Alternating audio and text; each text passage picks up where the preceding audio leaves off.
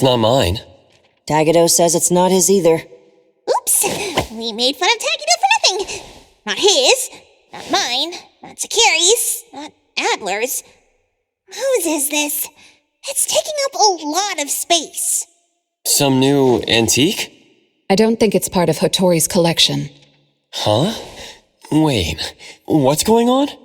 About half an hour ago, when I returned to the shop, I saw a courier making a delivery. The package wasn't addressed to any person, just a bone antique shop.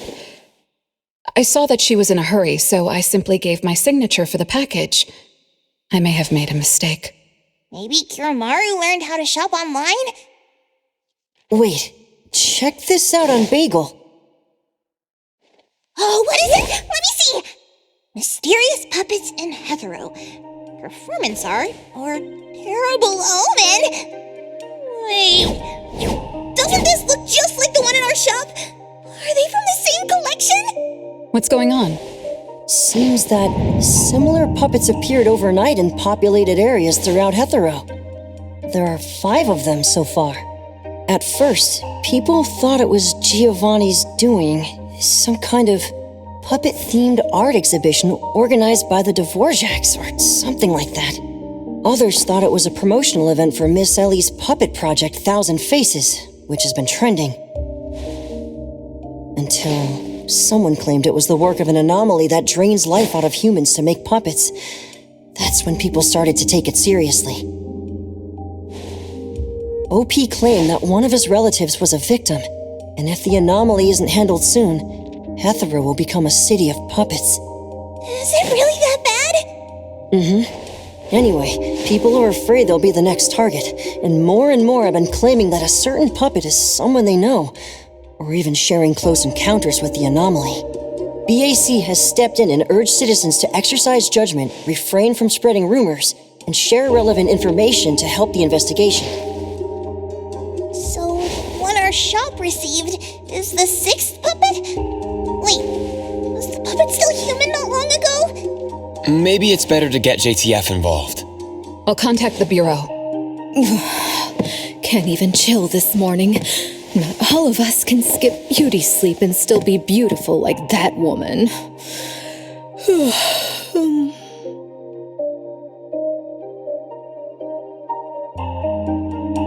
My apologies.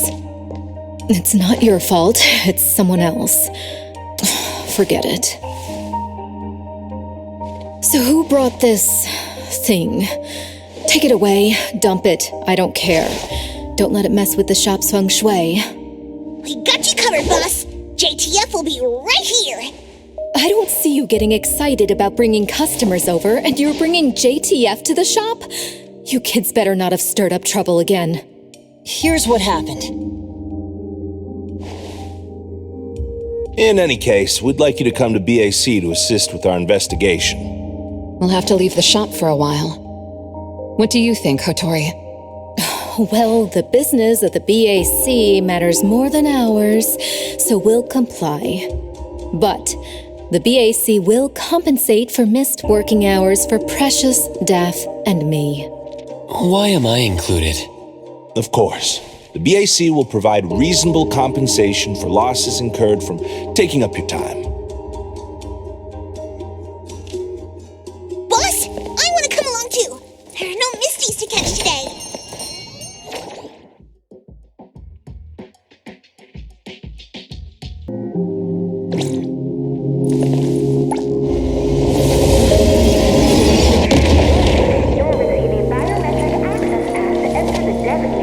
Greetings, everyone from A-Bone. ETD-6 is taking over this case. I'll introduce you to the operation lead in a moment. If Nellie's handling the introductions personally, this must be quite the complicated case. Since there's already online unrest, we decided to assign a team specializing in anomaly crimes and meme anomalies. Anomaly crimes? Those refer to human criminal incidents that involve the exploitation of anomaly characteristics, or espers. So the Bureau suspects that this isn't the work of anomalies alone. There are more and more divisions in the Enforcement Tactical Division nowadays. The puppet from A-Bone has been transferred to TempCon. Please follow me.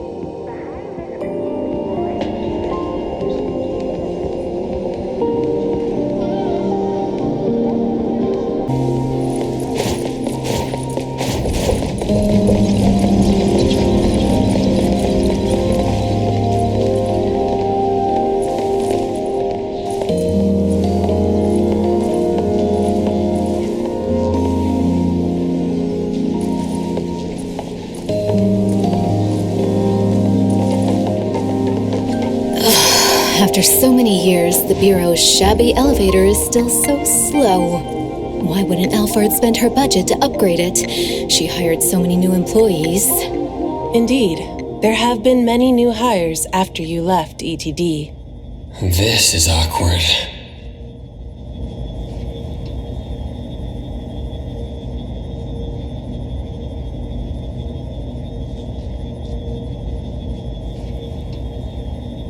Precious, Daff. See you later. Aren't you coming? I'd love to hang around and meet teams I've never seen before, but my dear Director Alphard needs me for some grown-up discussions. Is it about Abisu? Should I go with you? Our Precious wants to feel the cool AC and expensive sofa, as well as the endless lectures from the director. She only asked for me, but I'm sure she wouldn't mind another one, especially one who's such a good kid. You mean I don't have to go with you? Don't worry, the containment level needs your expertise more. Next time there's a chance, I still won't drag you along to suffer. When you're done with your work, just head back. Don't wait for me. I just hope today's parent-teacher conference doesn't set a new record for length.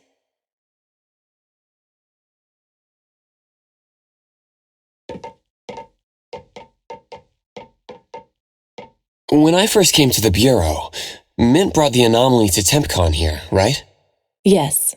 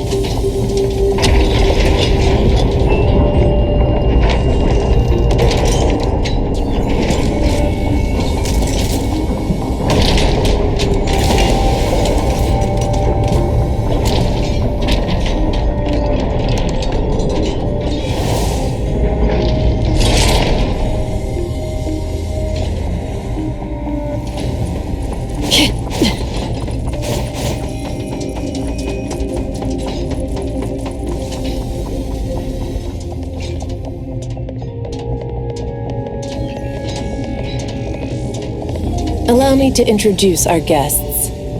These are anomaly hunters from A-Bone Antique Shop, Daffodil, who witnessed the suspect in the puppetization case, and the appraiser, who has keen perception of anomalies. This is Chaos from ETD-6. Hi there. This is Lavinia, an operative from the Egosh Court.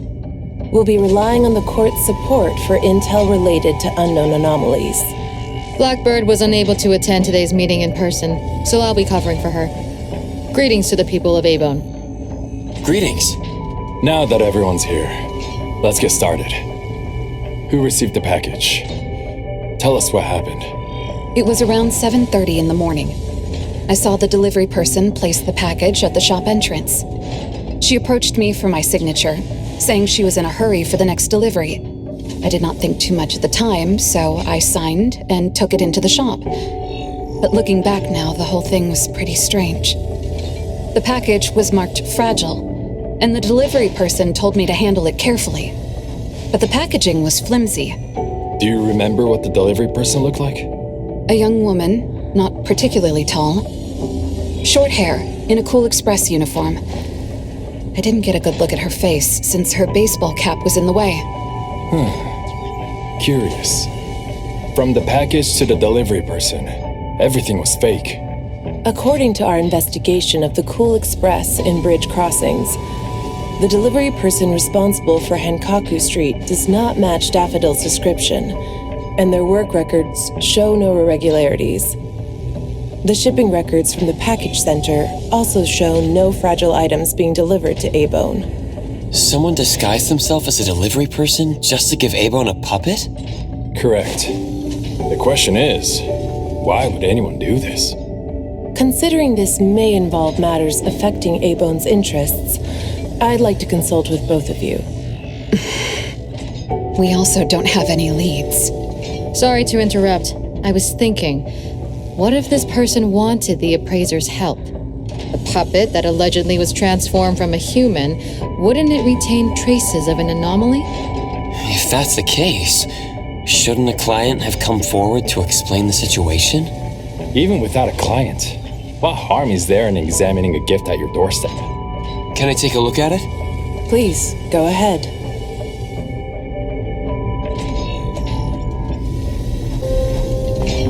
Tag, you're it! I'll handle this part. A puppet of a teenage boy who seems energetic. A puppet of a teenage girl.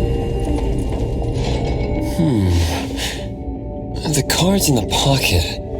The anomaly's aura seems to be coming from these cards. Bella. The red letters are names. And the number 0? All 6 puppets have a similar aura. It should be from the same anomaly or the same type of anomaly, but it's very faint. I think the puppets should be ordinary puppets. They were simply in proximity to an anomaly. But the black cards in the puppets' clothes. The cards are the derivatives, aren't they? Very likely. So people being attacked and turned into puppets by anomalies is just a rumor. Pretty much what I expected. Who would spread rumors on Bagel to cause panic? Could it be the same person who delivered the puppet to A-Bone? Bingo! You're asking the right questions. My investigation shows that someone hacked a bunch of Bagel accounts and started rumors about people being turned into puppets by anomalies. This is starting to affect the citizens of Hatharo. Take me, for example. I have a neighbor who never misses her daily dog walks, rain or shine, but she's scared of getting caught by the anomaly and began to ask me to run errands. Who's ever out there watching and laughing at us right now, feel free to pop champagne. In any case, we can conclude that someone is spreading rumors. But I'm afraid clearing this up won't be easy. We can only explain the truth to the public after we contain or nullify this anomaly. And only then can we completely quell the rumors and eliminate their harmful effects. We have 2 important leads. First, the puppet was delivered to A-Bone by a fake delivery person. However, neither of you know anything about her, so we'll have to set that aside. At least we're on the right track. The second lead is that the anomaly can write. In my experience, this is quite rare. I wonder if the Igash court has any records of such anomalies? Could you help us interpret it? Unfortunately, we haven't found any matching anomalies in accessible records. If we can determine the identity of the names written on the cards, I may be able to help. I should be able to glimpse at their fate through divination and understand what they've been through. Chaos, consider this. If anyone received a black card from the anomaly, you are welcome to bring them to the witch's house for divination. Understood. If anyone from A-Bone discovers new leads, please contact BAC as soon as you can. We will look out for more leads. Very well, let's adjourn. Thank you very much for your assistance.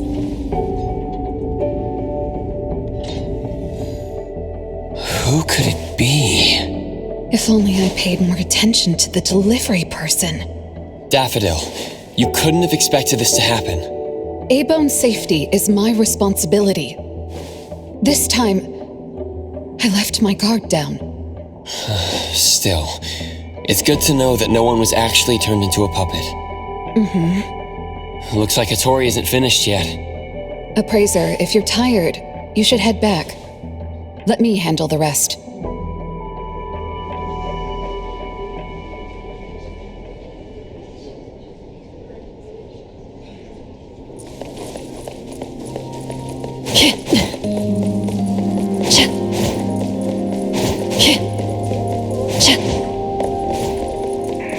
Citizen and residency applications for oddities. This is the 5th floor integrated anomaly affairs department. Anomaly certification and documentation.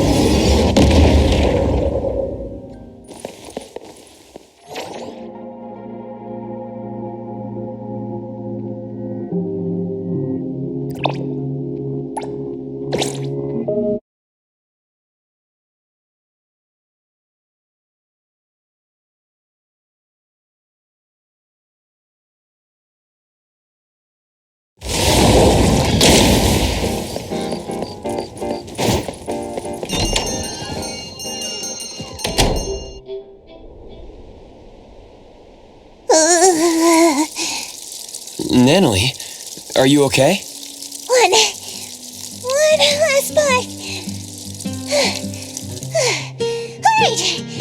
Natalie's special training of watering flowers and horse dance. Complete. Watering flowers in horse dance? I'm learning from my master. Integrate every bit of training into daily life, using the weight of the watering can to increase the training intensity. How's that? Pretty clever, right? Oh, I water flowers like a normal person. Exactly. To master, this is just normal. My training isn't good enough yet. That's why I keep wobbling around. Just you wait and see how much I improve, master. Of course. Thanks to Daffodil and Nanley, the flowers and plants are looking better. I'll take care of pruning from here. Alright. Delicate work like that really is best left to the old man. Oh, by the way, how did that thing from yesterday turn out? Any updates? We couldn't get anything out of Cool Express. The manager even said that they're going to avoid hiring temps for a while. There goes one of my reliable side gigs. Colucci's funds are running low. Oh, why do you think they're sending puppets to our place in A-Bone? Could it be the anomaly is challenging the Colucci's? Was the puppet sent to deliver some kind of message? what message could that be? Like a coded message in Sin City Chronicles. This is some kind of hint. The hint is something that I, Beiji Daime, should definitely be able to figure out. If that's the case, shouldn't the recipient be you? Oh, you're right. Why does it only say A-Bone? Could it be that I, Natalie Colucci, am not famous enough? If it only says A-Bone, then who exactly is this hint for? Or could it be meant for all of us? We have a guest. Hello? Is this A-Bone? Are you anomaly hunters? Welcome to A-Bone. You must be here for an anomaly commission. Yes. What do I need to do? Do I sign a contract? Do I have to sign up for something? This must be your first time seeking help from anomaly hunters. Don't worry. Please, have a seat. These are A-Bone's finest anomaly hunters. Feel free to share with them any troubles you have. I'll make some tea for you. Please, wait a moment. Okay. Sorry, I don't know how this works. If you don't mind, let us ask you some questions. That way we can help you figure out what you need. Okay, leave it to me. So, have you encountered anything strange recently? What should I call you? Renee is good enough. I think. All right, Renee. What do you do for work? How's your day today? Did something weird suddenly mess up your routine? I'm a taxi driver. I start at 8 a.m. and finish at 8 p.m. For lunch, I grab something quick from a convenience store. After work, I go to Food First for a set meal. The weird thing is, for the past few days, every night at exactly 9 p.m., this strange guy in a cloak shows up and attacks me. Though he looks scary and hits me pretty hard, when his attacks land, I don't feel a thing. I just cover my head and let him attack me for about 10 minutes. Then he leaves. Well, I think he leaves. When I peek through my fingers, nobody was there. That's about it. Isn't this strange? He attacks you every day? Even if it's just a prank, that's messed up. Here's your tea. Thank you. Every night at exactly 9 o'clock? What kind of kink is that? Maybe it's like those guys from gangster movies who like to dress up scary to shake people down for money. They usually show up at the same time to establish an air of authority. Oh, I can't believe there's a lowlife like this on my turf! I'll have to talk some sense into him with my fists! But I don't remember owing anyone money. I did nothing to deserve harassment from this debt collector. He never says a word, just swings this huge scythe at me. It's terrifying. You don't feel any pain when he attacks. Could this be a hallucination? Or is this debt collecting some kind of anomaly activity? That makes perfect sense! Yes, it should be an anomaly, just like Fuka said. She told me to look for help at the A-Bone antique shop. Who's Fuka? She's my friend. Well, more like my food buddy. Fuka said it's definitely an anomaly, and the anomaly hunters from A-Bone antique shop can help me. She recommended her shop? That's a first! Thanks to me, Natalie, the tiger of bridge crossings, Ichi-Daime of the Colucci family! Oh, I've made a name for ourselves. People are finally going out of their way to recommend us! Your friend knows what's going on. What else did she say? I'm not really sure. I just know that she said I should get your help as soon as possible. Are there any other strange things going on besides that? It's hard to say. I don't know. Sorry, I don't have a great memory. I only have vague impressions of most things. How about you go ask Fuka? She also saw the anomaly in the parking lot that day. I think. She seems rather scatterbrained. It'd be good to hear what others have to say. It's almost mealtime. Fuka should be at Food First. Shall we? What do you think, Appraiser? Master? This is our first commission of the day. We'll help figure this out and see if there's really an anomaly causing trouble. Let's not disappoint this very tasteful person who recommended us. Let's go take a look. How about you, Master? Master hasn't worked on a commission with the Appraiser yet. Maybe this is a good time to show you my latest training results! Hattori has no plans to go out today. Rest assured, I'll watch over the shop. Very well. Let's head out. Let's go. It's been a while since I had Food First. Oh, I'm craving for their hamburger steaks. Hey, old man, we won't be back for dinner tonight. Take care. Tagi.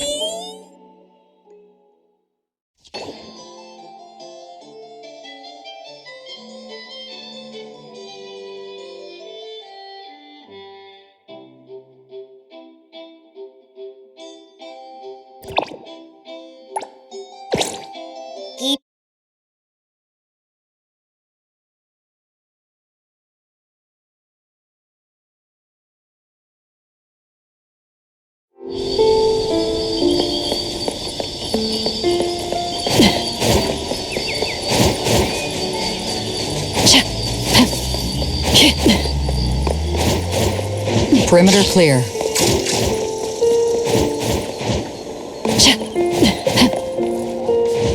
Stay balanced.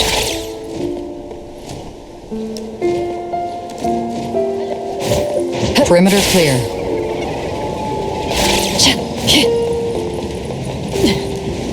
Stay balanced.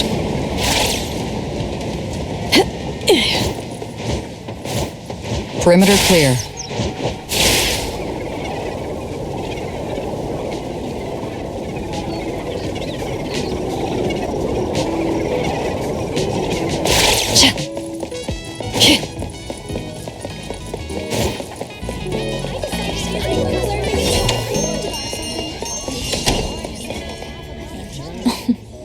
You're later than usual, little Renee.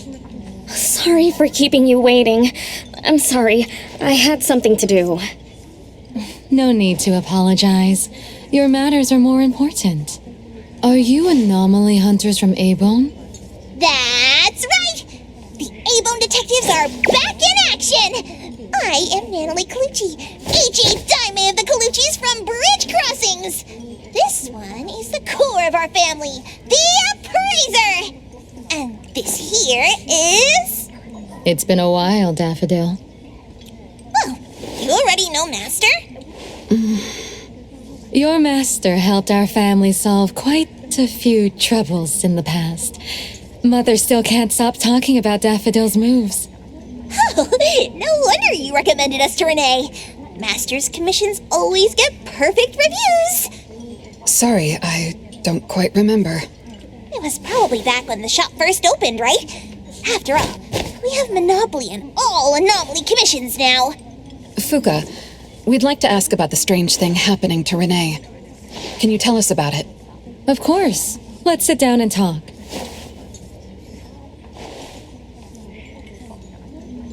Two nights ago, little Renee and I finished dinner and were about to head home.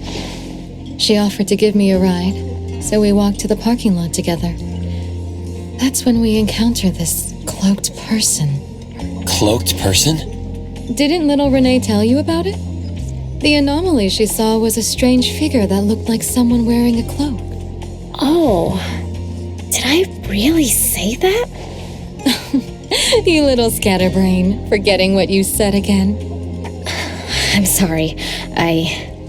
No need to apologize. But to be honest, I don't know what this so-called cloaked person actually looks like. You don't know? Weren't you there? I was. Renee was walking me to her car, but halfway there, she suddenly crouched down, trembling all over, looking panicked like she was hiding from someone. I asked her what was wrong, but she couldn't answer. She just kept muttering things like, "Don't hit me." Nobody else was around, let alone anyone hitting her. So you didn't actually see the anomaly attack Renee? I did see her curled up on the ground, but I definitely didn't see the cloaked person she described. After about 10 minutes, the kiddo just stood up and asked me to follow her to the car, acting like nothing had happened. Isn't that strange? Are you sure this isn't some hallucination? Like, maybe she ate some weird shroom at dinner or something? I thought she was hallucinating at first, but on the way home, she told me that this weird thing happens every night at 9 p.m. It didn't sound like she was lying. Not a hallucination, only she can see it. Harasses her every night at the same time. With something this bizarre, it's gotta be an anomaly causing trouble. So, any leads yet? Hunters from A-Bone? I see. Can I ask one more question? Of course, Daffodil. When Renee was clearly unwell, why didn't you contact a doctor? That's right. She acts like she's nice, but when her friend was in trouble, she didn't seem to be concerned or help her. Well, I was worried something might be wrong with her, so I told her to go to the hospital. But the girl insisted she was fine. So I just let her be. You also suggested that she should seek help from A-Bone. That's because I later realized Renee must have gotten herself into trouble with some anomaly. So I thought of you. Wouldn't it be better if you experts helped her instead of having an amateur like me mess around?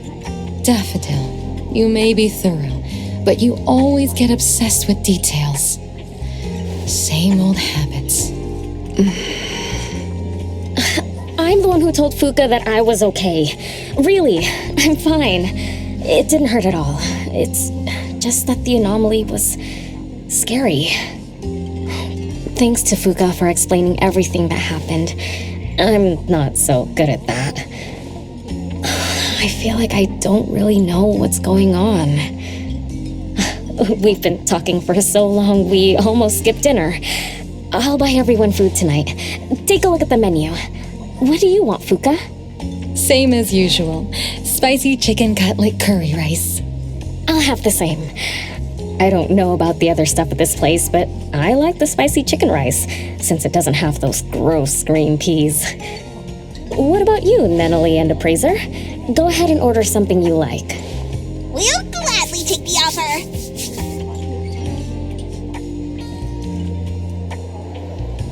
It's 2 minutes before 9 o'clock. According to Renee, the anomaly will appear in the parking lot right on time. I wonder if we'll get to see that cloaked person show up to collect debts. From what Fuka said, not everyone can see it, right? Or maybe ordinary people can't see it? It might not be a weirdo in a cloak either. After all, she's a bit scatterbrained. She could have gotten it wrong. There are many anomaly hunters here to protect you today. No need to be afraid. Thank you. You always take care of me. Then I'll walk ahead. He'll show up soon.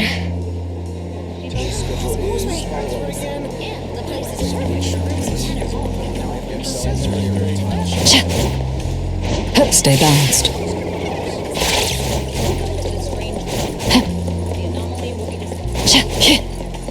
Perimeter clear.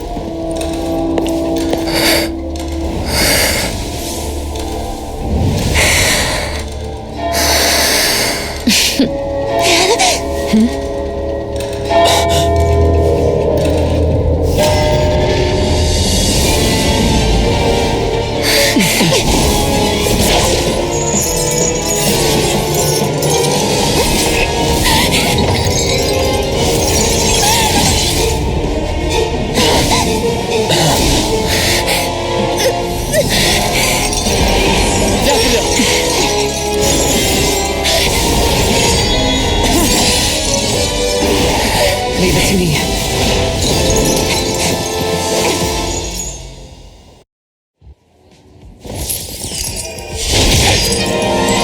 Now's the time.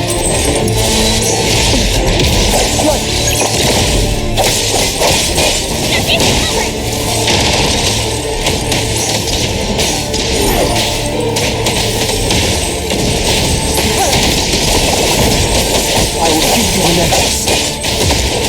Come on!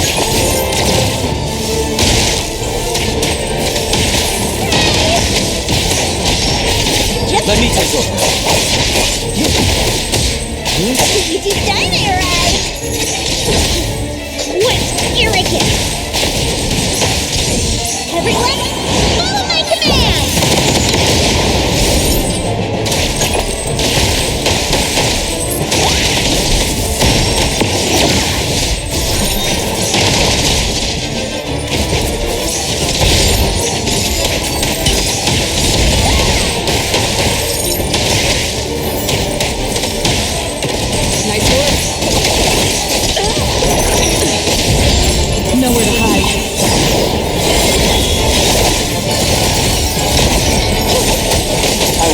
divided by zero.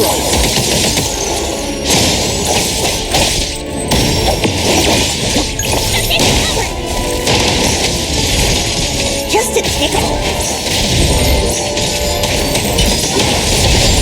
Take that! The city's mine!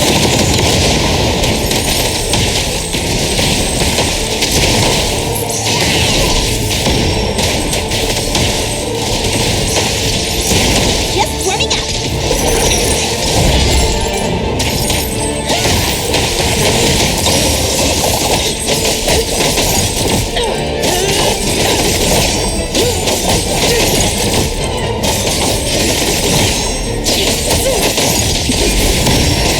Let me...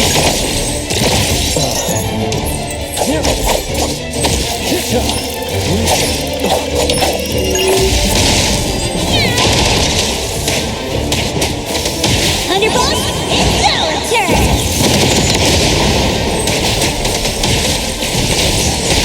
Nice work. Thousand eyes, awaken!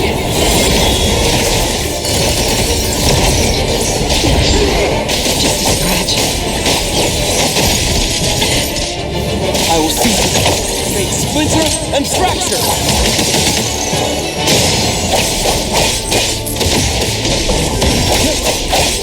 Here I am. No problem. Predictable.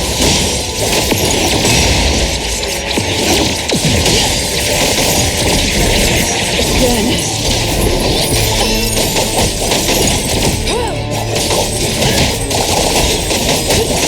Let me... walk the timing.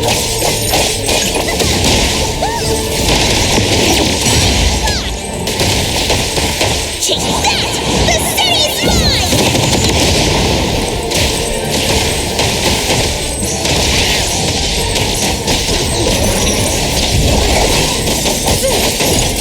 Nowhere to hide.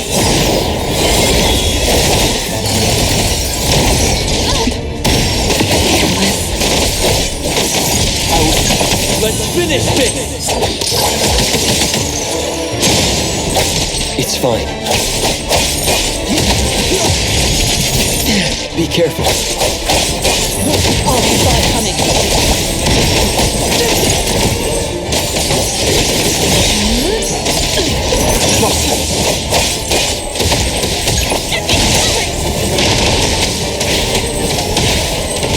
Everyone, follow my command!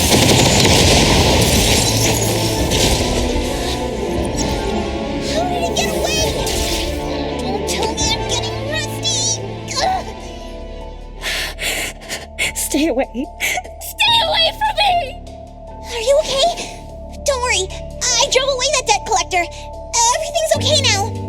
Did the anomaly drop that thing on the floor? Renee. And a series of numbers on the back. Minus 20088. The numbers are different. It's the same type of card the Bureau is looking into. Let me contact Chaos. We meet again. From what I know, you received a commission from Renee to investigate this debt collector anomaly, which attacks her every night at the same time. You fought, then the anomaly left behind the same cards from the puppetization case. So you encountered the same anomaly I'm after. Could someone have schemed all these encounters just to involve you? ETD6 lives up to their name. They are true anomaly crime experts. You're right. This doesn't seem to be coincidence. We still don't know who's the mastermind or why they're doing this, but we may have already met her. Fuka, the friend who recommended us to Renee.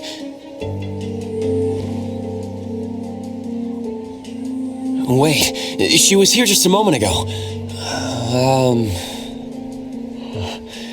She's already gone. What did she say? She recommended A-Bone because Daffodil had handled her mother's commission before, which left an impression. Daffodil. So it's Daffodil again. Interesting. Thanks for the information. We should make a trip to the witch's house. Good thing it's not too late, so I'll ask the Blackbird and her team to work some overtime. Aren't you coming with us? Of course.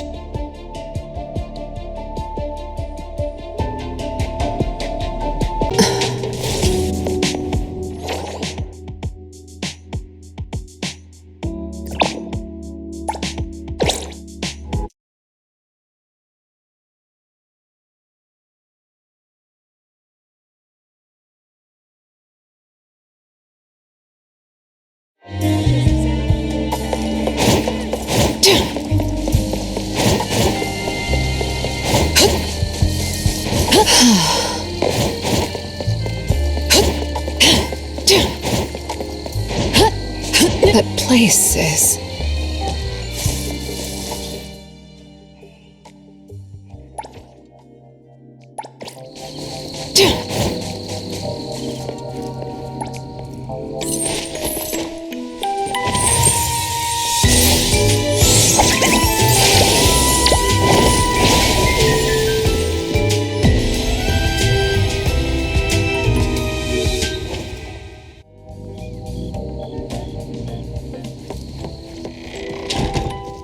Greetings. Welcome to the witch's house. Hello. Sorry for disturbing you this late. Good evening. This young lady was attacked by the puppetization anomaly tonight. Huh? Wait, what anomaly? The one that turns people into puppets? So, those people really were... Well, we aren't certain at this moment. In any case, could you please share the entire incident with us? Oh, I'll tell you. Renee came to our shop because she wanted us to deal with some weird thing that appears every night at 9 o'clock to attack her. We were escorting Renee to the parking lot of Food First, and at exactly 9 o'clock, there was a poof, and a wild debt collector appeared. We don't know its real name. Nanalie has been calling it the debt collector. That's right. It was swinging a huge scythe at Renee.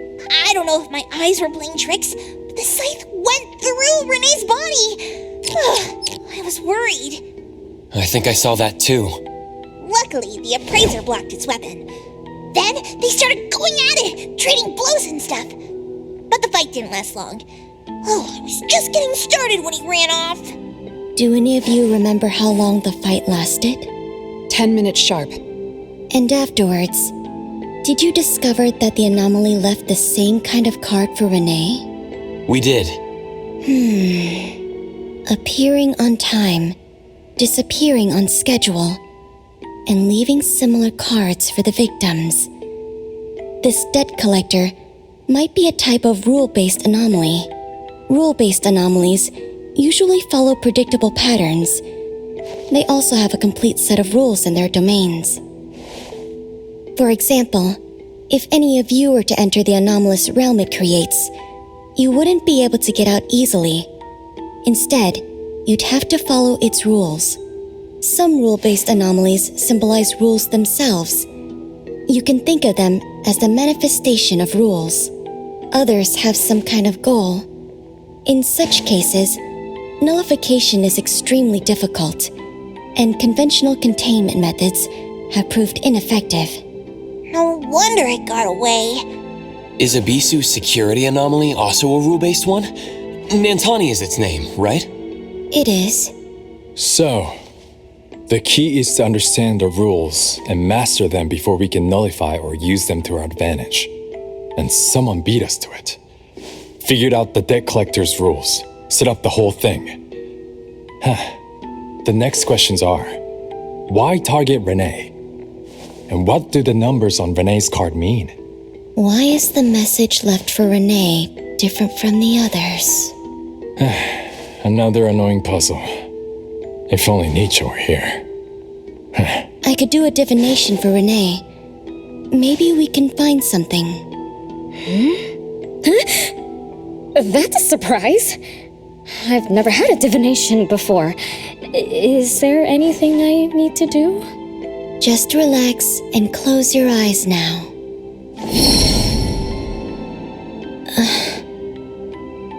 Oh, lost child of fate.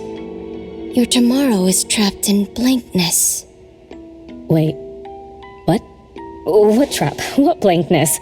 I thought divination is about tomorrow being lucky or a sunny day.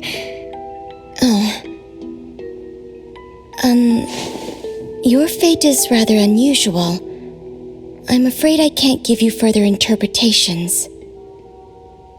But I once performed a divination for another woman with the same result. You might share similar fates. Her name was Dolores, head of the Constantine family.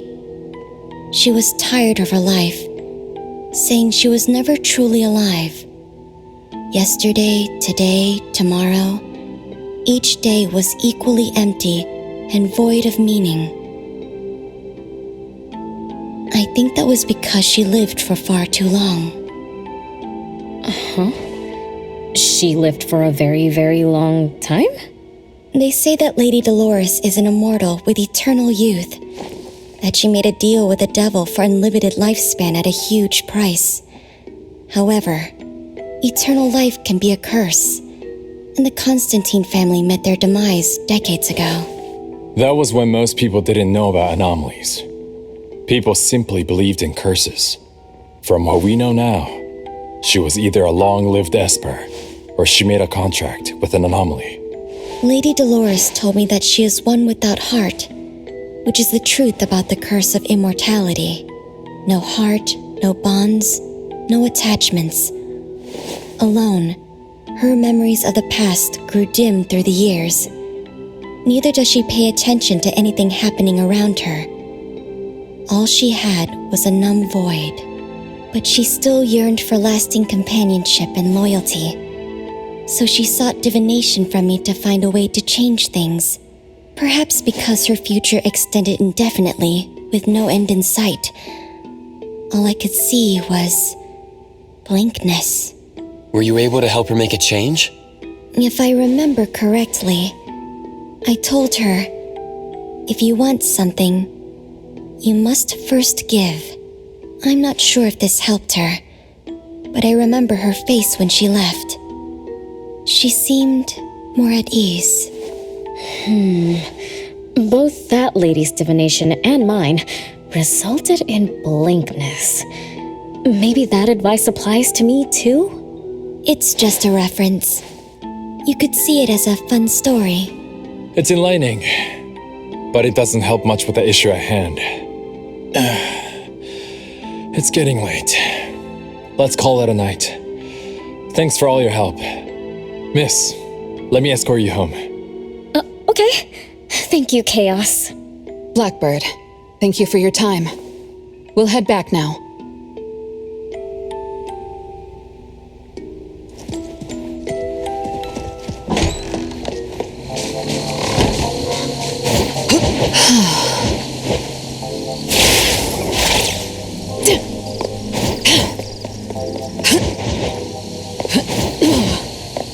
That place is...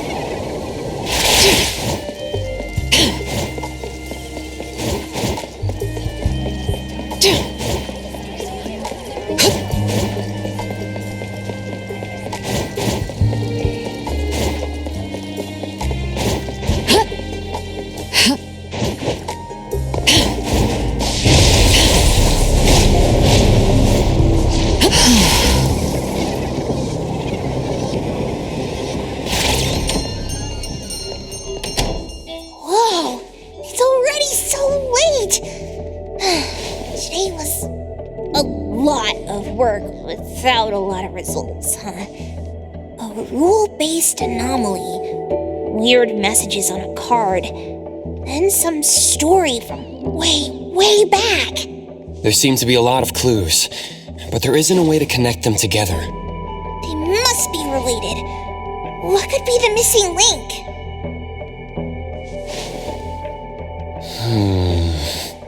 Let's call it a night.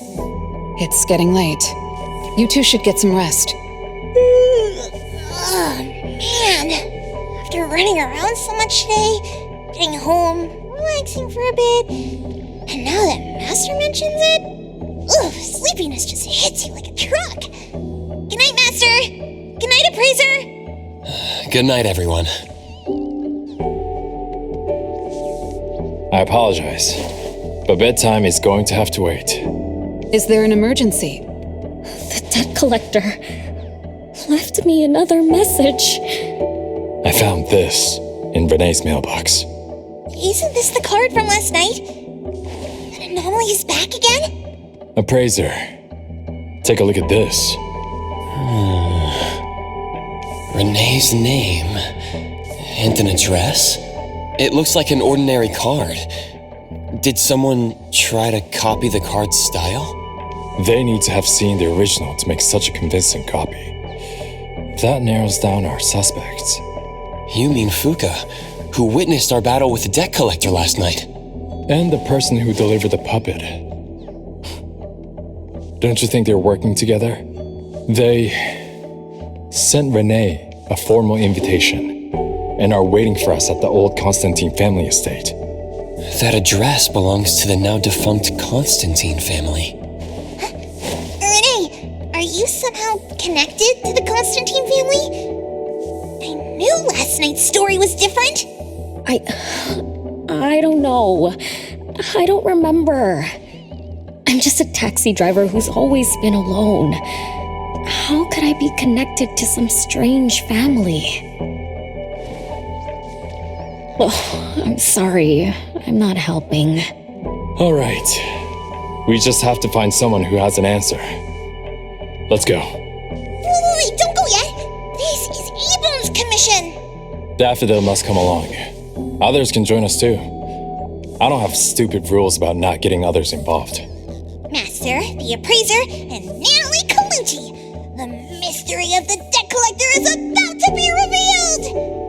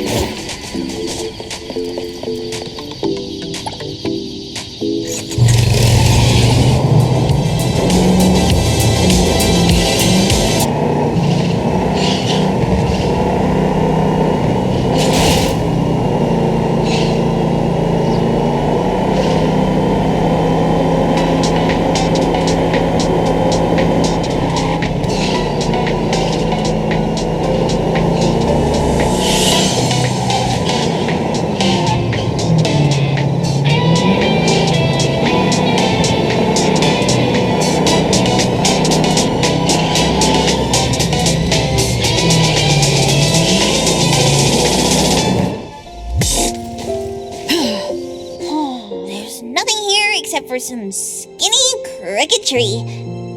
How is there nothing else? Was there really a big mansion here before? It's a cherry blossom tree. I didn't notice before, but wow. It's grown so tall already. The branches might be thin, but they're sturdy. Natalie, do you want to climb it? Me? Climb the tree? Now? Let me see if there's a good angle to climb. It's been a while. I'm not sure if I can do it. Or maybe it's because I was smaller when I was a kid. I could just hop and reach the top. But now...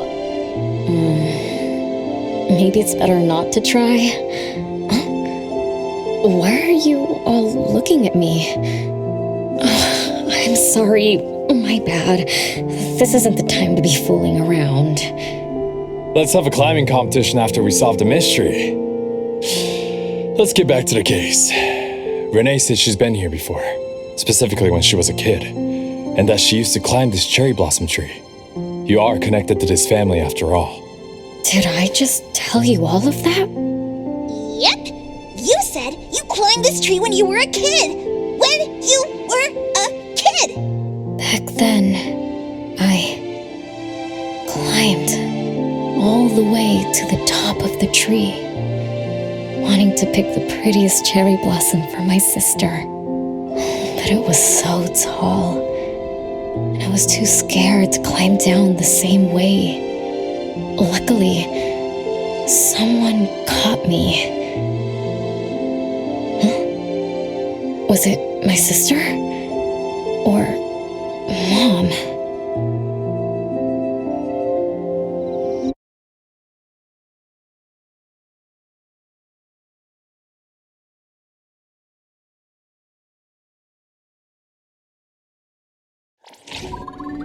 Ow! That hurts! Renee! Are you okay? My head hurts. But my limbs are where they should be. What about you, Appraiser? I'm okay too. Where are we? What just happened? I'm not sure, but it looks like we're in an anomalous realm. You remembered climbing the cherry blossom tree as a child. Then we got pulled in. Nanalie and the others aren't here. We might be separated. This is my fault. I'm so sorry. I had no idea this would happen. No worries. It's not your fault. Besides, we hunters are used to being pulled into anomalous realms. The real question is, how did we end up here? What a grand entrance. This must be some wealthy family's mansion. Such as the residence of Lady Dolores, head of the Constantine family. Have we traveled to the past? Not necessarily. Maybe the anomalous realm is simply recreating scenes from the past. Do you recall anything else from when you were a kid? Anything helps. I can't. My brain is still foggy. But I can feel this. Ever since I got here, I've been having a sense of nostalgia. You must be somehow connected to the family. Whoever brought us here knows that. But didn't the Constantines disappear decades ago? That doesn't match up with my age. You're right. What you just remembered was from when you were little. If you can remember more, maybe we can get closer to the truth. I'll do my best. But how do I do that? Let's look around. Maybe we can find the key to your memories.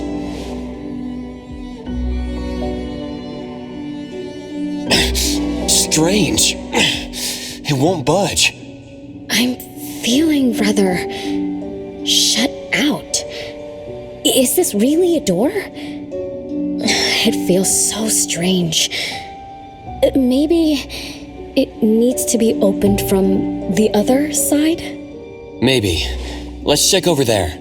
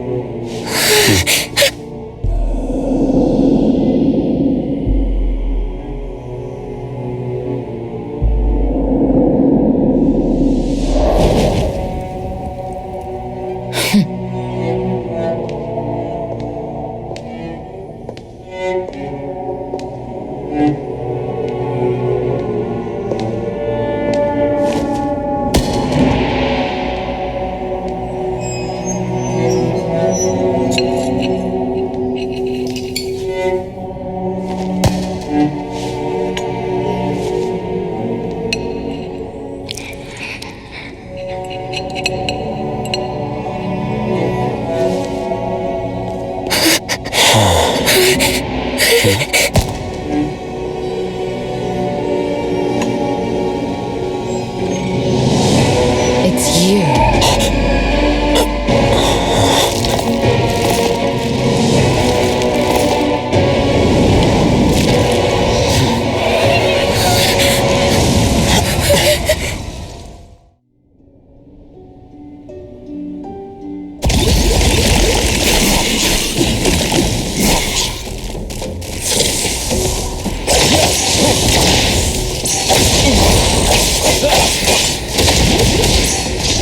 Be careful.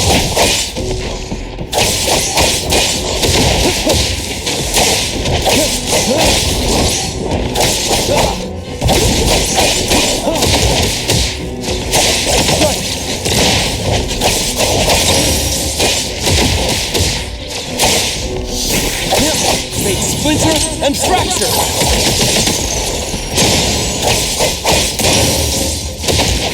Come on.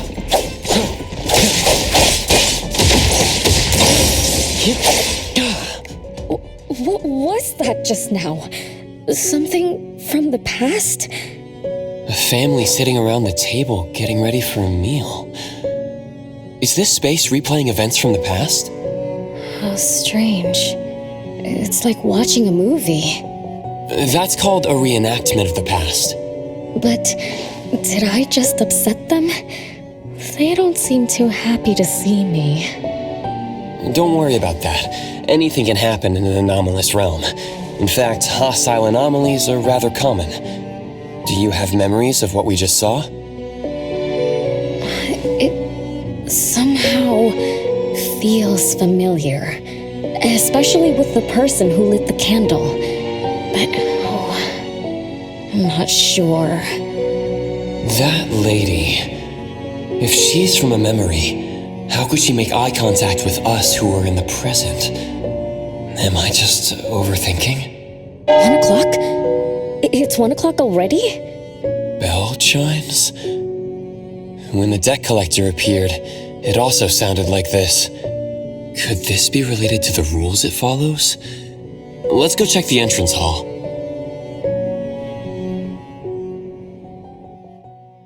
Oh, impressive! Classy! Great taste! That's how big families do it! If only the base of the Kalujis were as fancy as this! Well, we could definitely do without the curse. Do you think Renee and the appraiser already went ahead of us? Let's go in to investigate. It's best if we regroup as soon as possible. Whoa! This door is so ancient! It's not going to fall apart if I push it, right? An old, ruined mansion that suddenly appeared, long neglected and unmaintained. Could this be how the Constantine family mansion looks now? The desolation we just saw could be an illusion to hide this place. That makes sense. And then Renee dispelled the illusion. She must be part of this family. In other words, the master of the family returns. An old mansion abandoned for decades. I better be careful. I won't be able to pay for damages if I break anything historical. Yeah, we're inside an anomalous realm. Be careful. Alright then, let's be gentle. Hello there!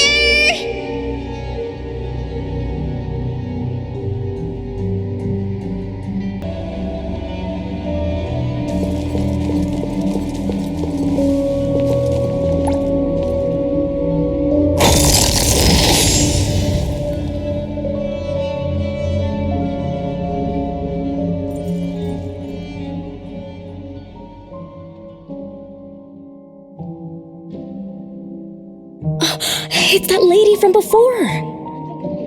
Excuse me. Sorry. Wait a minute. Were you talking to me? She just walked away without responding. I'm so confused. We can talk to people from the past? It's like an interactive movie. No, wait. It's more like a stage play. Maybe we're also on the stage. Are we the audience? Or are we unwitting participants? Let's just say we're on the right track. You could try talking to the one who just lit the candle. Ask about how things are going.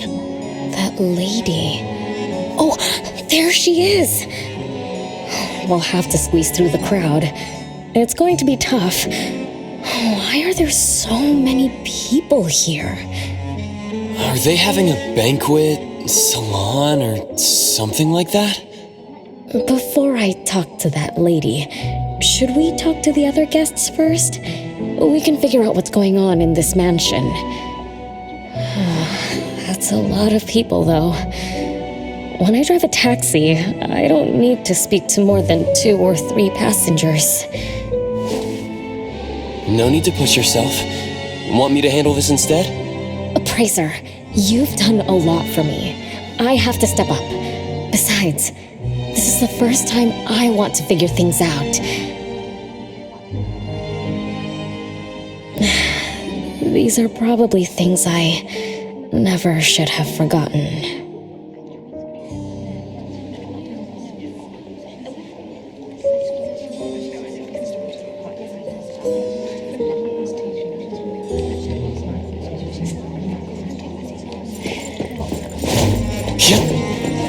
I might not have another chance like this.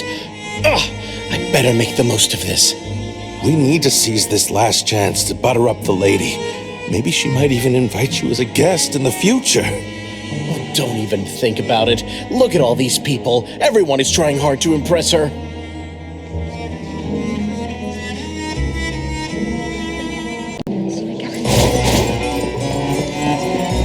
Which family does that young girl with the white hair belong to? How come I've never seen her before? That should be Bella, the eldest daughter of Lady Dolores. She is the organizer of this farewell banquet. Her daughter is already that grown up? She doesn't look that much older than her daughter. Shh, keep it down. You know that woman is cursed. Oh, what a shame. I was hoping to introduce my brother to Bella.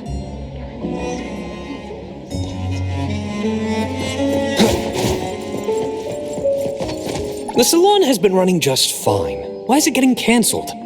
Apparently the lady wants to focus on family affairs, so she's withdrawing from the social circles of the nobility. Oh, such a shame. Dolores has an amazing chef and the finest wine I have ever had the honor to taste. Dolores is also the most gracious hostess. Always generous when she lends out money.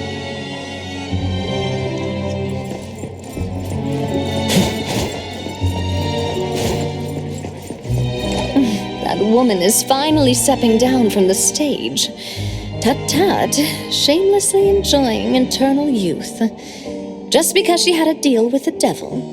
Look at this mansion. Look at all these treasures. Who knows how much wealth she's swindled over however long she's been alive. This is my last chance to find her source of immortality. The salon ends at 3 o'clock. Look at what time it is already. What's taking those useless guys so long to make a move? I told you, those so-called exorcists you hired are nothing but frauds. You better give up on your delusions. My brain is getting fried from what the guests are saying. So many conversations. So many faces. So many names. Let me think. Bella. That sounds familiar. Very familiar. Extremely familiar. Oh, that feeling is back again. It's just hearing that name brings up this nostalgia. One of the puppets recovered by the BAC is also called Bella. Can this be a coincidence? What do you think? You said the BAC found cards in the pockets of the puppets, and those cards were similar to the one I got. That means I'm connected to the puppets.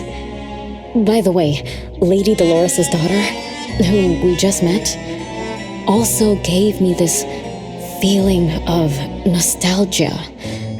I guess I'm really connected to this strange family. Did you remember something? Could I have been their driver? I'm pretty confident in my driving skills. No? Why don't we find Bella and ask for confirmation? That's a good idea. I want to talk to her, too.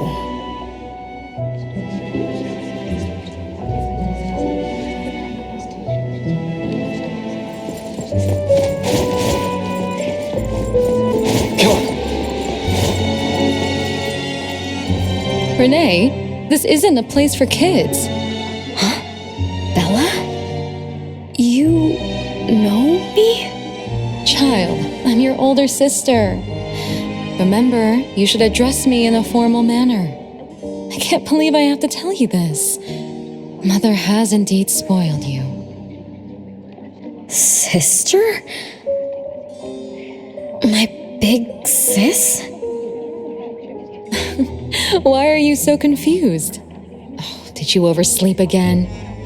Mother warned us not to interrupt her salon, but you just had to go see what's going on. Like the time you hid in that cabinet to peek through. You ended up very disappointed, remember? You said adult social gatherings were boring, so you dozed off. You fell asleep in that cramped cabinet. When you woke up, you were so groggy that you forgot where you were and what you were doing. And then you woke up, but someone had shut the cabinet door, leaving you in a dark, cramped space. You snapped and started to cry. Desperate to escape, you threw yourself against the cabinet door. That day, every guest witnessed the extraordinary commotion you caused. You completely ruined Mother's salon. I didn't mean to, big sis. Is that so? Do you really think I'm your sister? Huh? Big sis? But aren't you? No, Renee. I'm just a shadow bound to this place, destined to meet you. Though you might have forgotten or abandoned us, we've been waiting for you all this time. We've been waiting to relive these moments with you. So, I really am part of the Constantine family? I'm her daughter? Looks like that poor brain of yours still remembers something. If you didn't even know your own mother, how sad would it be for those who love you? Where are they? Mom and the others. Are they still home? My dear sister, this is the Constantine mansion trapped in the past. Everything that happened here, everything about us, reenacts over and over again at this place. Come on, Renee. To return to the past, you must reclaim the choices of your past, including all your mistakes. If you're not Renee's older sister, then who are you? Shouldn't you ask her why I appear as Bella? The answer has always been in her heart. I don't understand. Wait, sister! It's all right if you don't understand now. I've been waiting for you for so long. I don't mind waiting a little longer. Bella. I think I'm starting to remember. She was the sister who caught me when I fell from the tree. She's been here all along, waiting for me to come home. And why is the puppet also called Bella? I don't think the Bella we met is a real person. Remember how this is an anomalous realm? So she's my sister from the past. Though, I don't understand everything she said. That's what she meant, right?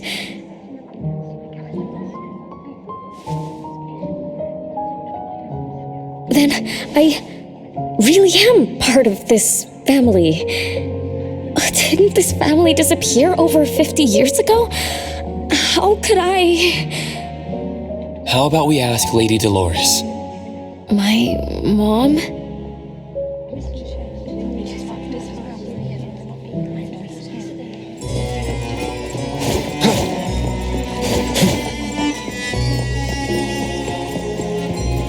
Hello, can I pass through?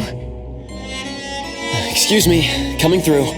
Hey, get in line if you want to butter up the missus. Take turns like everyone else. You're not the only ones who need something from her. Dolores is far too kind to you commoners who are uncultured bumpkins with no etiquette. Do I need to remind you about what first come, first served means? I don't think we can squeeze through. These guests aren't very friendly. There was one bell chime when we came in. The salon started at 1 o'clock. If this scene closely follows how it played out in the past, they should leave as soon as the salon ends. We should be able to approach Lady Dolores then. Oh, good point. Thanks for coming up with a plan. I couldn't have done this alone. When does the salon end again? It should end at 3 o'clock. So we wait until the clock chimes 3 times.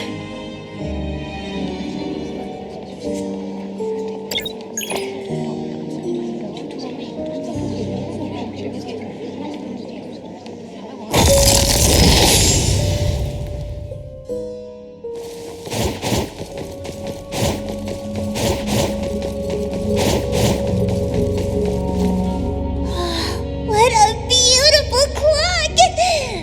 Is this what history feels like? Why is it stuck? Let me fix it. Wait. What's wrong, Master? Is it dangerous? It's best to remain vigilant in anomalous realms, especially with clocks. Oh, right. That debt collector anomaly is also related to clocks. Blackbird once mentioned that rule-based anomalies follow established patterns strictly. It would be a good idea for us to pay close attention to time. Got it, Master. You look around for clocks, watches, and stuff like that. But, I guess I was in a bit of a rush. It doesn't seem it cost anything, though. The debt collector didn't appear this time. Ouch! My ears! Something else showed up. Hey! Watch this!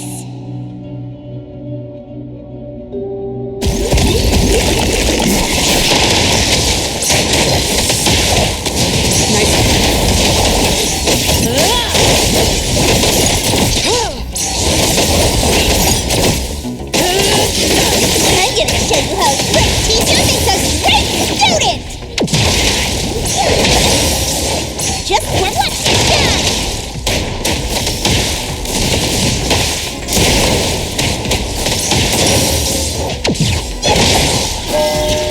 It's 3 o'clock now. The debt collector shows up every night at 9 o'clock to attack Renee. Until then, let's try to figure out what rules the debt collector follows.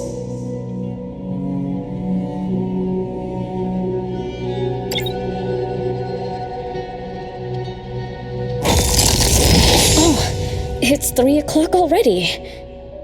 As you expected, all of Lady Dolores' guests have left. I'm going to see Lady Dolores now. Take it easy. Don't be so nervous. I'm here with you. Okay, deep breaths. Deep breaths.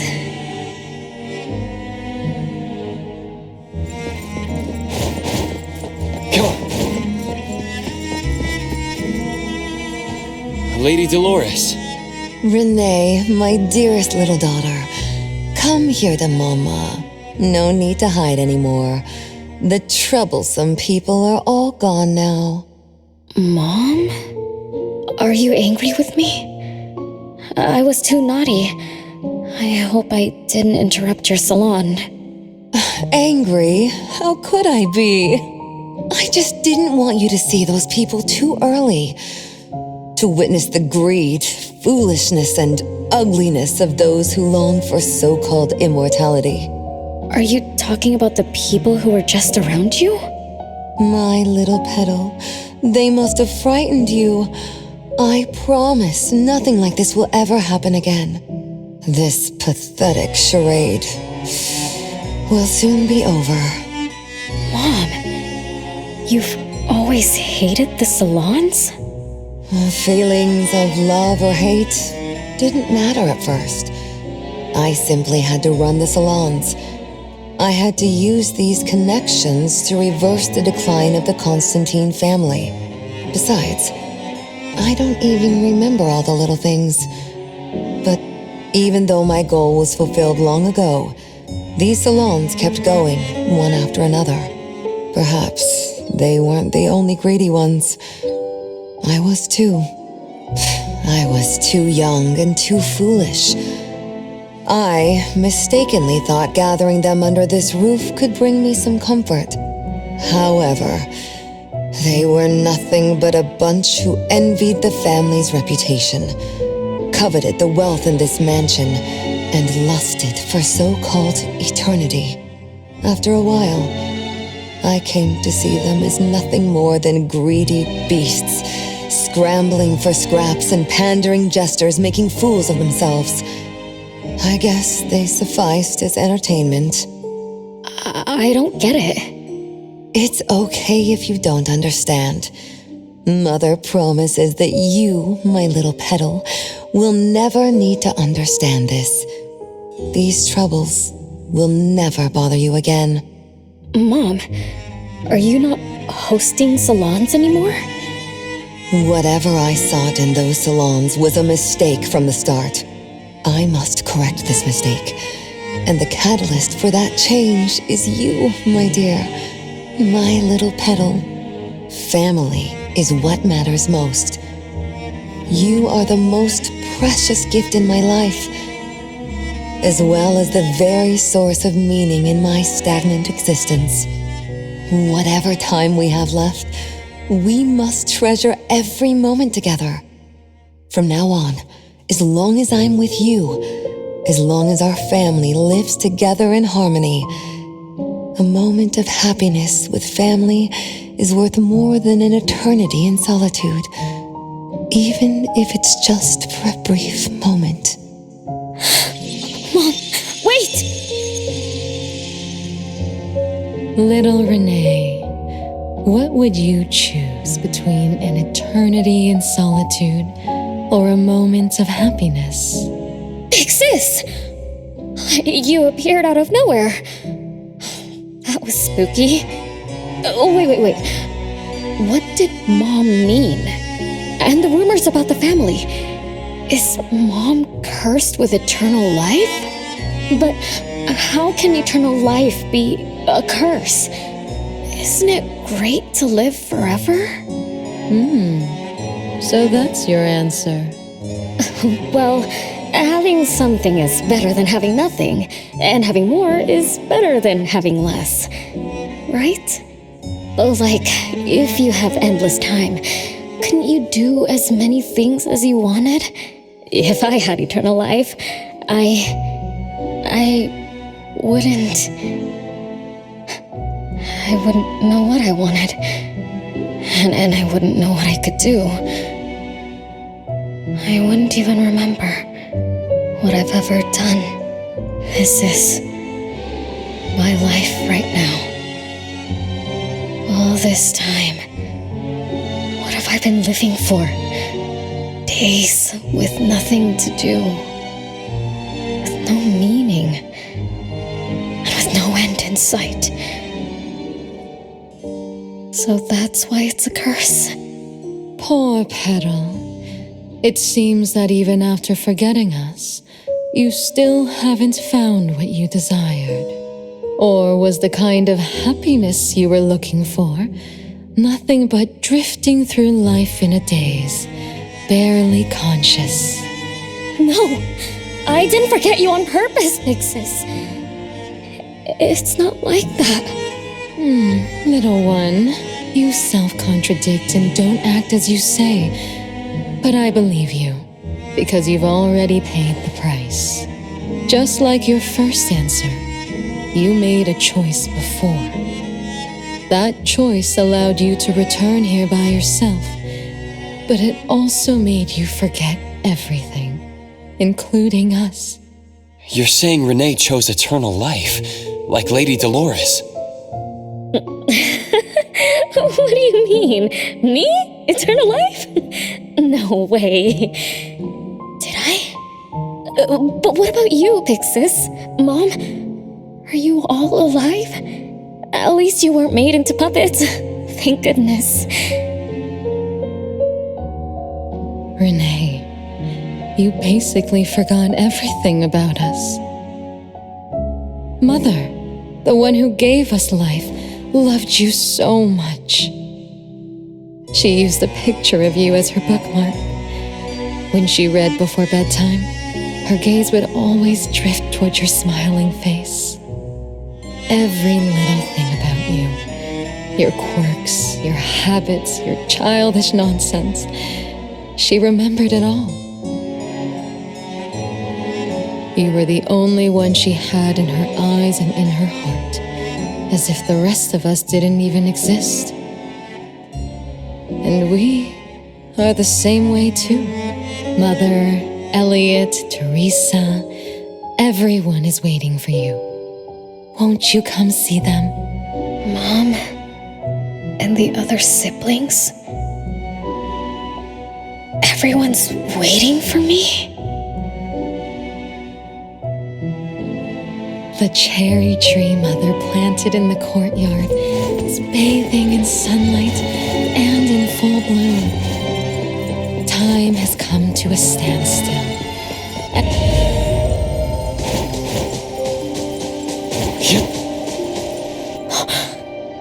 It's the same tree from before. The cherry blossoms. They're so pretty. Back then, when I was looking up at this tree, I suddenly wanted to pick the most beautiful branch for Big Sis. I thought she'd definitely look pretty with cherry blossoms in her hair.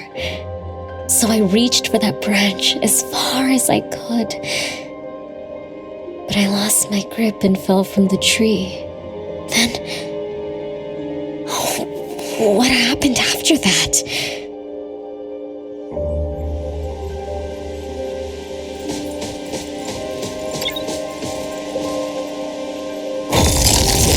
This is the crooked tree we saw when we first got here. The flowers have withered. Just like the fate of the Dolores family. Be careful. Looks like we're not the only ones here for the flowers.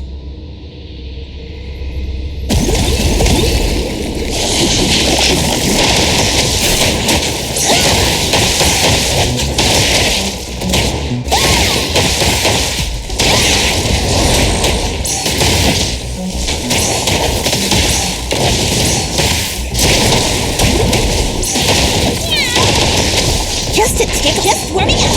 Just a tickle.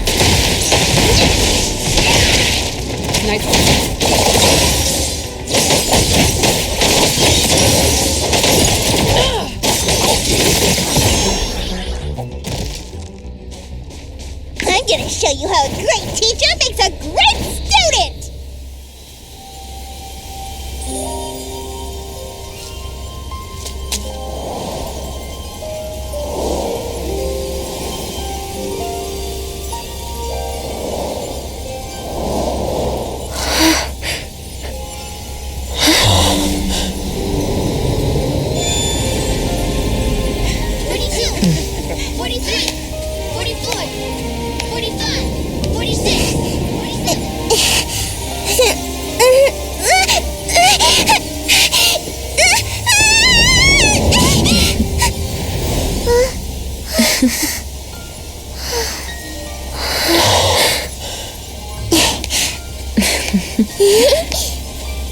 We've been waiting for you for a long time, Renee.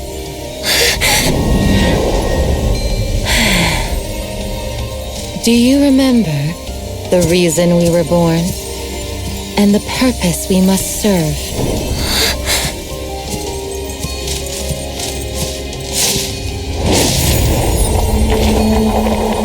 All excitement will eventually fade to nothing. Mother has long grown tired and numb to it all. After enduring long and lonely times, a wish began brewing in her heart. We thus awoke to the blazing call of Mother's heart and came to her side. We swore with our very existence that Mother would never be alone again. Surrounded by her children, Mother found the companionship and happiness she had longed for. But she didn't stop. She kept yearning for more.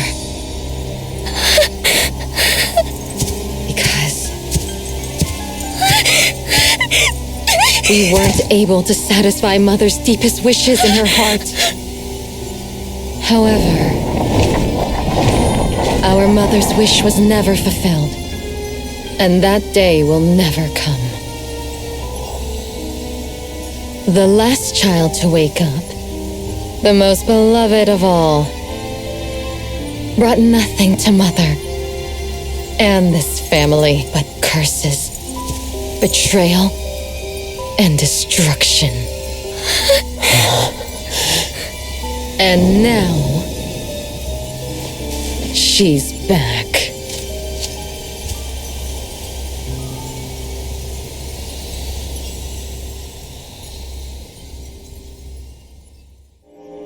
Do you remember about the time our family spent here? From the very beginning, we were just wooden puppets sleeping in Mother's box. We opened our eyes in response to her deepest wishes. We answered her calling from the depths of her heart. Teresa, Elliot, Yvette. One by one, the children woke up and gave everything they got to put a smile on Mother's face. Those names are the same as the puppets found by the Bureau. This was Mother's miracle. She gave life to the wooden bodies of her puppet children. All of us shared Mother's gift of eternity. In return, we brought her laughter and companionship.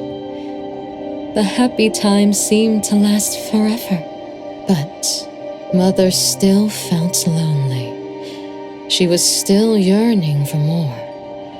As long as Mother's wish remained unfulfilled, more children would continue to come to her side. And you, little Renee, are the last child to receive her favor, and the one she treasures most. So, we used to be puppets, and I woke up because of Mom's magic. That must be the Esper ability of Lady Dolores. Our existence, our calling, and our purpose. Everything was dedicated to Mother. Thank you for helping me remember all of this, Big Sis. Unfortunately, you abandoned all of our duties. You betrayed us and committed an unforgivable sin. Sin? I don't get it. You forgot your family.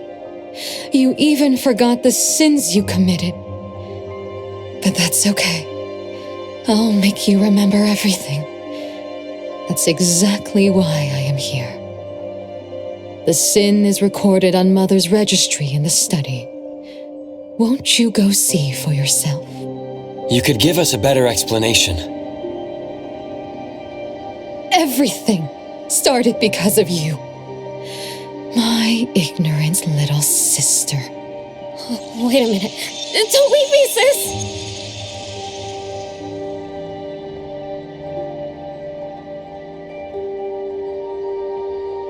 Renee, you're remembering something, right? Just like what Bella said, we're all puppets that woke up in response to Mom's wishes. We exist to keep Mom company. I remember many things now. I had tea with my siblings. We also played hide and seek at home. But Mom, our beloved Mom, where is she now? Why am I the only one alive by myself? Where did they all go? We'll have to check the study.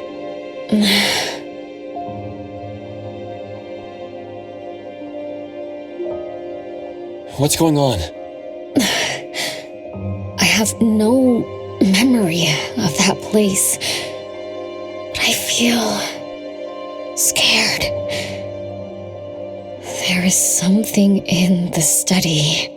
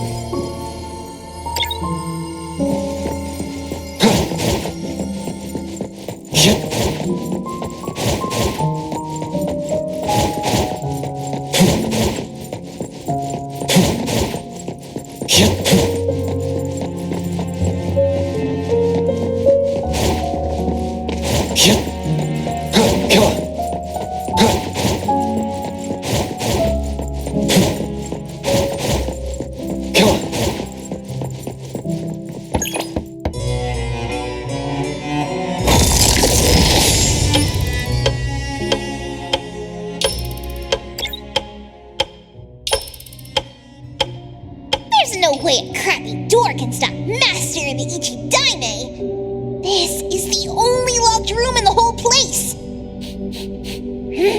I smell secrets. Do not let your guard down. Be careful. Yes, Master!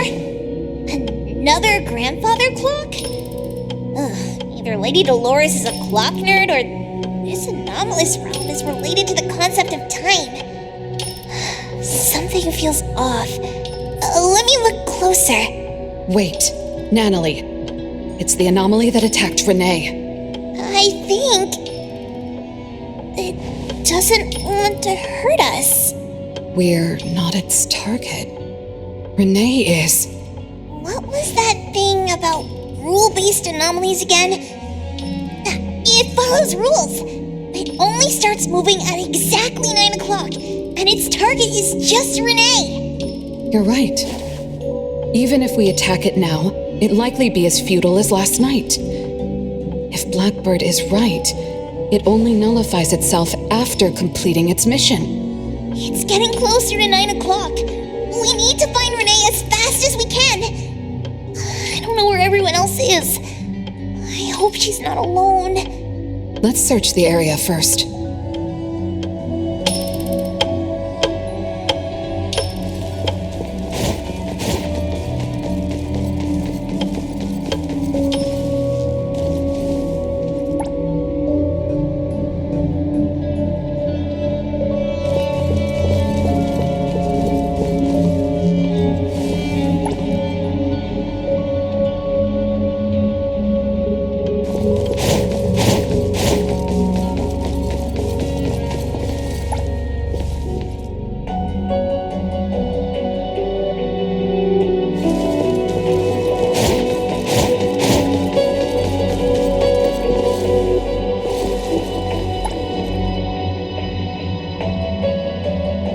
With so many siblings around, the house must be crowded, right? I wonder what it's like, playing and messing around with them every day. Master, do you have any siblings? Yes and no. I did once live in a garden with many sisters, but none of us were related by blood. Huh? If you're not related at all, why did you have to live together?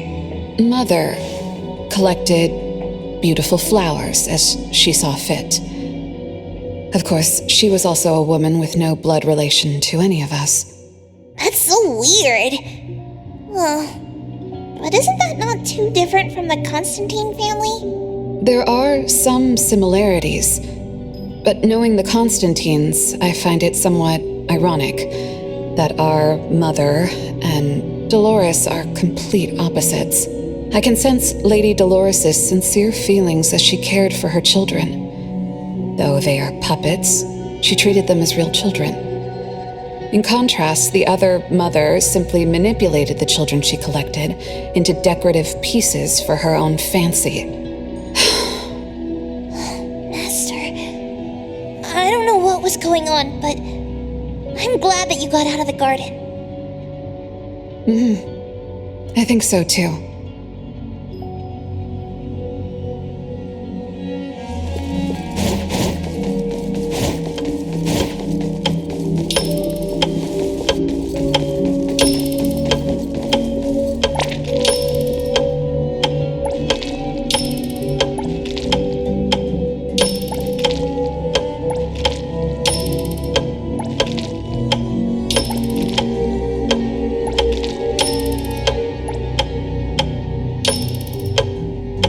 Chances are, Lady Dolores has met her demise. Only Renee's number is different. We won't let it turn into 0. Curse of eternal life, a fallen family, a blank tomorrow. Hints about time are all over the place. Could the numbers represent lifespan? Huh? Let's see. 20,000 days is roughly 50 years. Blackbird also said that the family was gone for about half a century. Wait, does this mean 50 years ago? Renee should have... Based on this line of thought, she should have withered along with the family. But for some reason, Renee still exists in this world. So as the days go by, she's just... racking up life debt? If the debt collector abides by the laws of nature, then I believe you're right. All creatures abide by the laws of nature. Birth, aging, sickness, and death. Those who defy them must pay a price. Even espers with near infinite lifespans pay a price when they gain their abilities. Renee, what price did you have to pay? Why did your life freeze 50 years ago instead of reach its end? The debt collector must be hunting you because the laws of nature require your removal. So the puppets at the bureau, they were Renee's family? Removed by the debt collector? Master, what should we do? Renee's commission. A-Bone accepted the commission. There's no reason to break our contract. I'll do my best.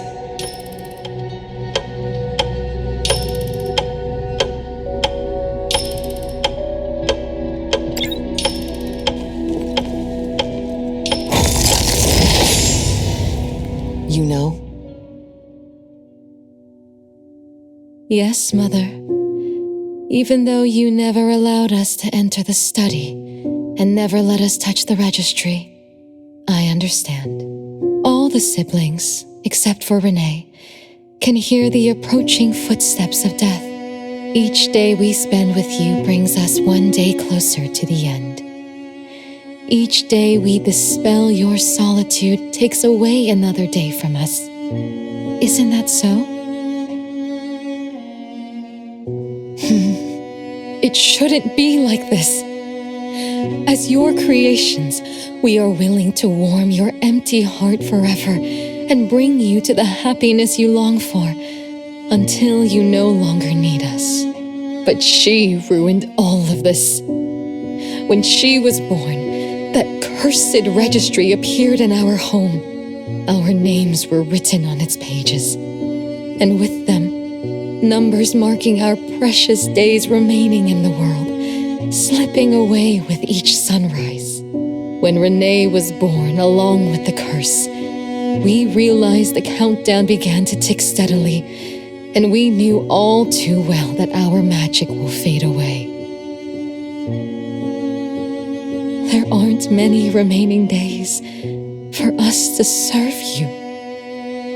In our final moments, we want to do everything we can to make you happy.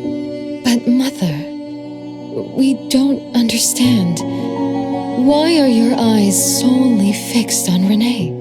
Teresa planted exotic flowers. Elliot made sweets to your taste. Yvette designed and tailored clothes. We gave it all to win a smile from you. Yet what we receive is but a blind eye. Renee is the worst of us all. Always noisy, endlessly crying, habitually screaming, and forever demanding of your attention like any other selfish child. Is that how that child expresses affection? Or do you find love or joy in her tantrums? We don't understand, but we do know one thing. That selfish child never loved her older siblings, despite all the care we gave her. Does she even see herself as part of the family? Or being as cursed as she is, her only purpose is to destroy us. None of that matters. But your name also appeared on the registry. Does that not matter at all? The youngest daughter that you love most declared the end of your life. Because of our existence, the numbers on the registry representing your life are depleting. When the numbers reach 0, we will fall asleep with nothing left but gratitude. Fortunately, even when the numbers reach 0, you won't pass away. You were long banished from this world by that thing. You have never lived in the present. Even when the clock of fate dictated your end, as long as that thing offers you protection, you exist beyond the laws of nature. Yesterdays, todays, and countless tomorrows are all but the present to you, as you were forever frozen at that moment that thing took effect. Beyond that point, time no longer works on you. In the endless nightmares she brought upon us, this is the only thing we are thankful for. The malicious curse will never harm you. But even so, I won't forgive that child. Ever. Bella, managing family affairs has drained you.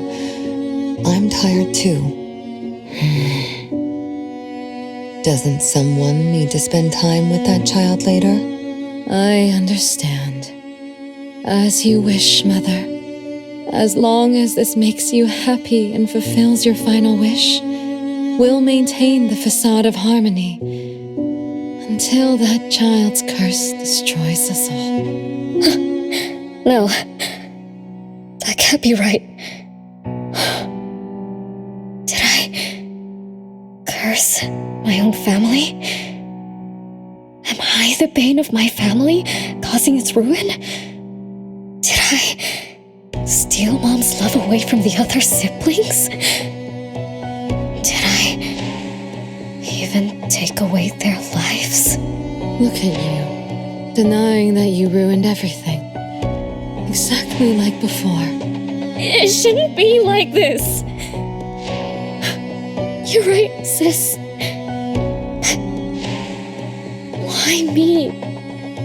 I love you all from the bottom of my heart. Do you all hate me? If that's true, why were you waiting under the tree to catch me? Love-hate relations in this family are more complicated than you can imagine. But no matter how much you doubt it, you can't deny that everyone here has done so much for you. Teresa prepared gardening tools and took you to plant Mother's favorite flowers to surprise her. But what did you do? You barely scooped some dirt before rushing to Mother for praise. When Mother saw the cuts on your hands from fooling around, she scolded Teresa for giving you hard work. You ran around Elliot each day, saying you desperately wanted to grow as tall as he was. So he managed your diet and made sure you drank milk. But you, just because he worried you'd get cavities and hid the candy jar on a high shelf, you complained to Mother that your brother was giving you a harsh diet. Every time you fell and tore your clothes, someone would mend them meticulously. Nevertheless, you always ignored their efforts and pestered Mother for new clothes. Mother's wish was to have a harmonious family. We were all trying to fulfill that wish, trying not to ruin anything. It would have been so much easier to pretend and spoil you the way Mother did. We could have created the harmonious family Mother wanted, even if it was just a facade. That would have sufficed.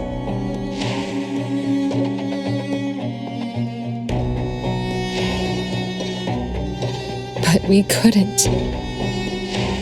Even after all your mistakes, we couldn't help but love you like real family. You were our most precious little girl. However, in the face of death, in the face of the curse you brought upon us, even the most sincere love wears out. From the moment you were born, we've been shrouded in the shadow of your curse.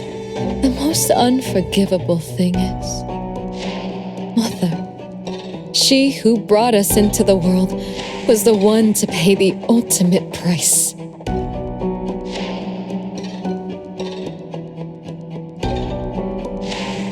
Look, it's playtime again. Your favorite game of hide and seek. You were always the worst at hiding. Anyone could find you easily. You were bad at hiding, but worse when you were it. Once, you turned the house upside down and still couldn't find anyone. I remember. It was getting late, but the house was so quiet, so empty. I remembered the ghost stories you told me, and suddenly felt the paintings were staring at me, and the tables and chairs were slowly moving. I thought you left me behind. You finally remembered. But now, looking at it, the opposite is true. You're the one who abandoned us. When you started wailing that day, we came out of our hiding places. Do you remember what we told you?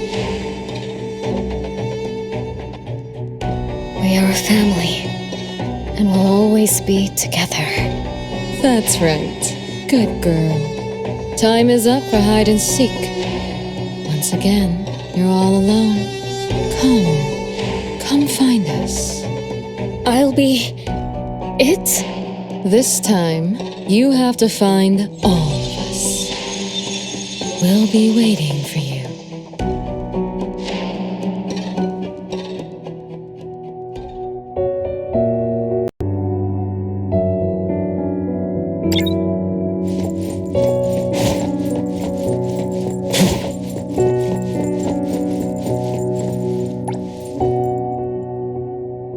It's a gift from Mom to all of us. I have one too. Though I carry it all the time, I've forgotten where it came from and what it means. Oh, it's so good to be back. I found you. I finally found you. My most important family. Huh? Red letters? It's strange. Mom doesn't like red. Why would something like this be on her clothes? I'm still bothered by those red letters. Aren't they the first letters of names? If they are names, they do match with the voices we heard earlier. But that bright red is like a warning. I don't think Mom did this. They truly loved me once. Which is why now they...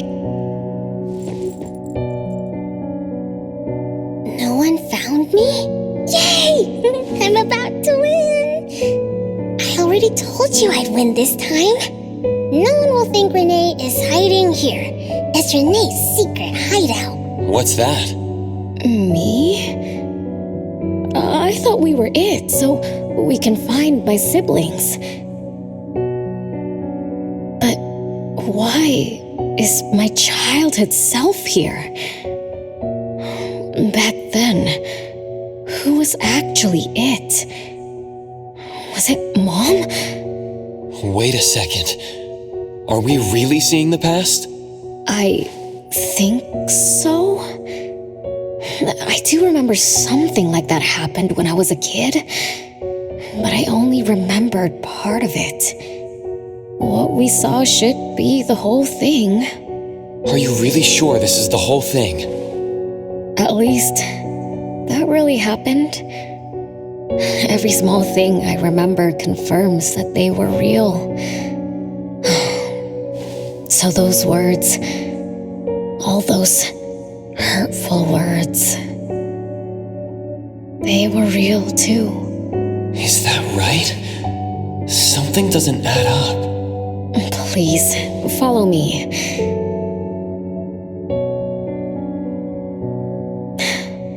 That's my hideout.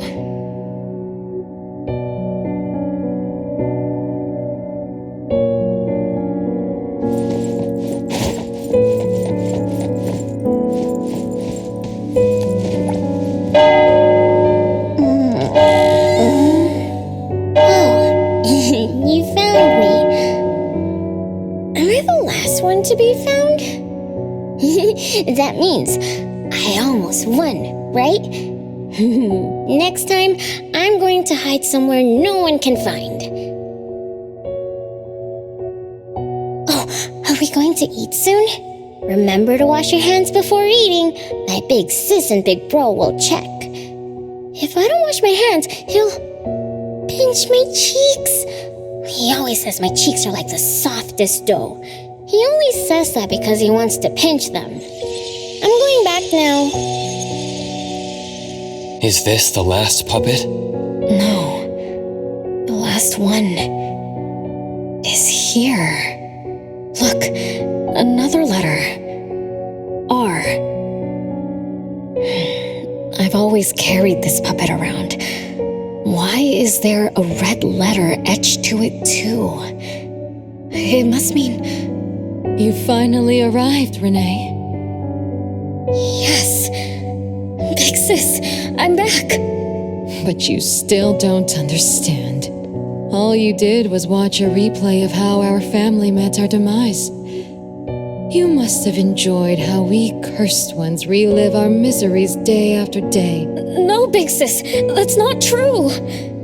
The audience, forgetting they were part of the play, denies their sins, as if forgetting would make it all go away. Have you ever wondered why you forgot this home? Forgot us? Were you forced to forget, or were you unwilling to look back?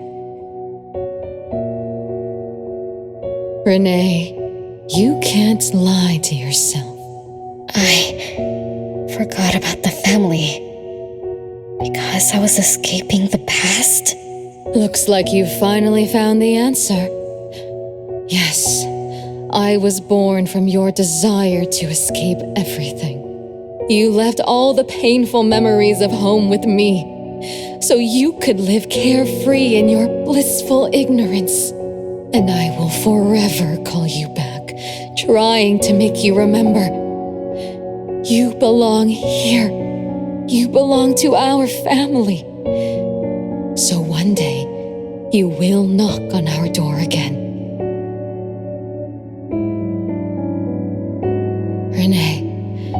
Renee, what feelings do you carry as you come home? Now that you remember what happened when we were children, now that you know of the curse you cast upon us, are you shaken? Do you even feel the slightest bit of guilt? You won't. You've always been selfish, greedy, and reckless. You betrayed the very purpose we were born to follow. To love Mother, to be with Mother, and exist only to fulfill her wishes. I'm so sorry. I'm so sorry. You shouldn't apologize to me. Have you ever thought about our mother? Our mother who exists outside the flow of time?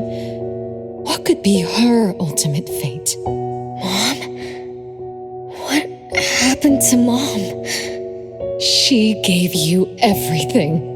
All her love, all her life, and that thing.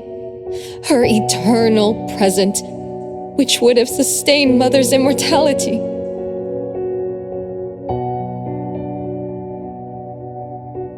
Wait a minute. Big sis, don't leave! The clock still turns backward. Let's return to the past to witness that final day of destiny where you are forever frozen. Come then, child of betrayal. I'll be waiting for you on the final stage.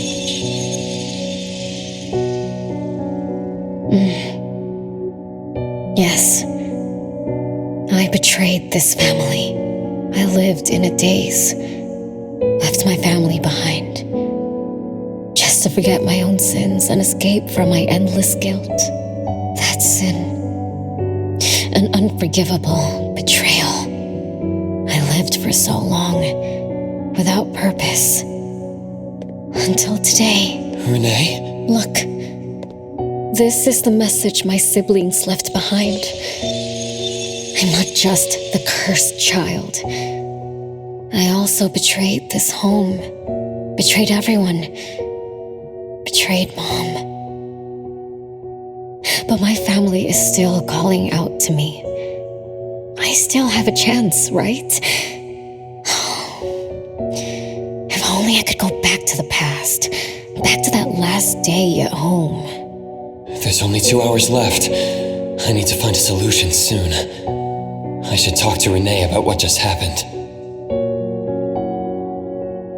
7 o'clock. Time for dinner. Renee? Wait, where are you going to? Hurry, hurry. The food's getting cold. Food getting cold? I can't keep Mom waiting for too long. I can't make her sad. Renee! That is not allowed. Absolutely not. I can't get to Renee. She's completely lost in the past. Let me organize the clues I've gathered so far. Could the curse in this family be the rule-based anomaly that attacks Renee every night? After all, Renee and her siblings likely aren't entities that abide by the laws of nature. It does make sense to be targeted for that reason. But if that's the case, why does the anomaly only appear when Renee wakes up? Shouldn't the anomaly that enforces the laws of nature have appeared with the first child? Can we really trust this Bella? Something's not right. Also, why does the puppet Renee carry also have a red letter on it? Are these things caused by the anomalous realm? Or perhaps someone, an Esper, orchestrated all of this? Is that Bella really a shadow from the past? Anyway, I should catch up with Renee.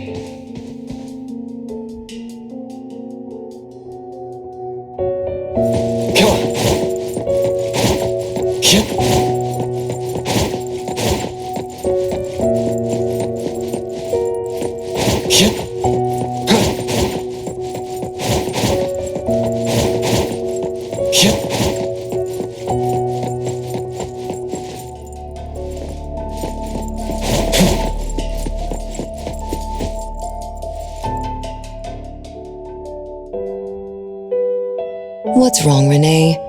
You haven't eaten much. Big Bro's cooking is great.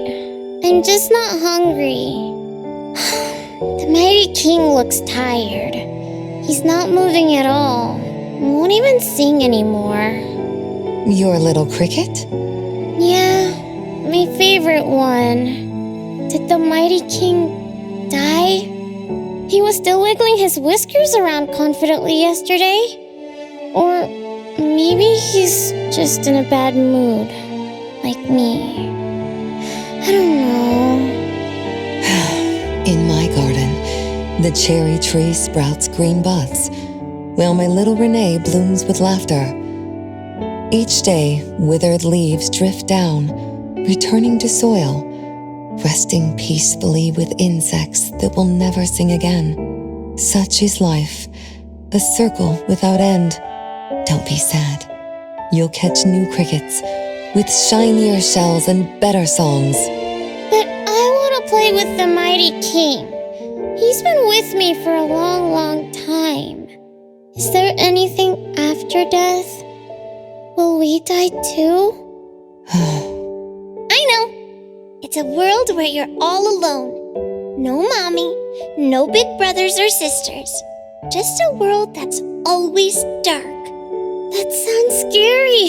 I don't wanna... Scary? You're funny, Renee. Can't move, can't hear, can't see. That's no different from when we were sleeping in our wooden boxes. Dying isn't that big of a deal. Being alive is much better. I want to be with Mom and everyone forever. Appraiser, you're here. Wasn't I immature back then? My time with my family was running out. Mom had to witness my siblings enter the final countdown. Yet she still had to answer questions like that. Mom, who loved us deeply, must have been terrified of losing us too. Appraiser, could we go see her? I just need to see her a bit more.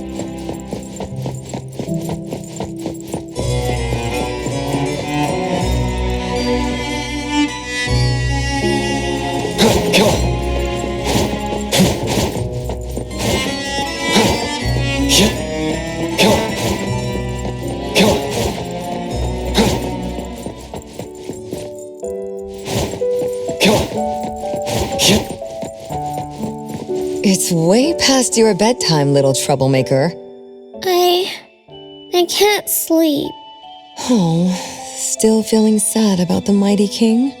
Bella told me I'd feel better if I cry. She said that kids like me just needed to cry, get a good night's sleep. Then all trouble will disappear by tomorrow. She said that no matter how sad she felt, she could never cry. So she was jealous that I could. Why can't Bella ever cry? Mama is the same. Huh? Why? Is it because you were grown-ups? Because grown-ups are strong? Mom and Sis work so hard for every chore in the house. I want to grow up soon to help you. I'll grow as tall as Mom wants. Oh, if you want to grow tall soon, you can't be picky about food. No, I don't want to eat green peas. All right now, Mama will tell you a story and put you to bed. You'll grow fast as long as you sleep, okay? Are you continuing yesterday's story? No, tonight I'm telling you a story that no one has ever heard before. Once upon a time, there was a carpenter living in the royal city. Her skill was beyond compare. People said she had the magic to breathe life into wood. If she wanted to, those lifelike puppets she created could become alive. The old carpenter loved crafting, but she was facing a most difficult challenge. As she grew older, her eyesight was no longer as sharp, and her hand that held the carving knife wouldn't stay still. Could that be the end? She remembered what people said about her. If she was as good as they say, couldn't she craft her own assistant? She made up her mind, then began to work. What should a perfect child, a real child, have? He should have the strongest body. The child was born. He was sturdy yet nimble. And once his spring is sprung, he could run 2 laps in the royal city with no one able to keep up. Everyone congratulated the old carpenter, but she shook her head and said, "No, this isn't a real child. What should a perfect child, a real child, have? He should have the most beautiful face. The child was born.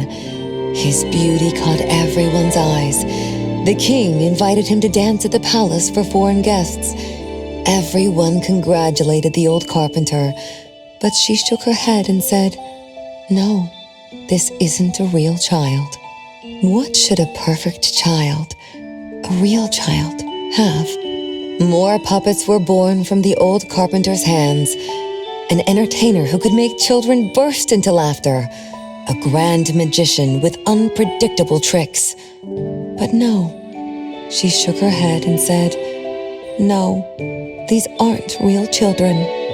One night, the old carpenter sat at her workbench, designing the blueprints for her next child. All the puppets quietly stood by her. Suddenly she shivered.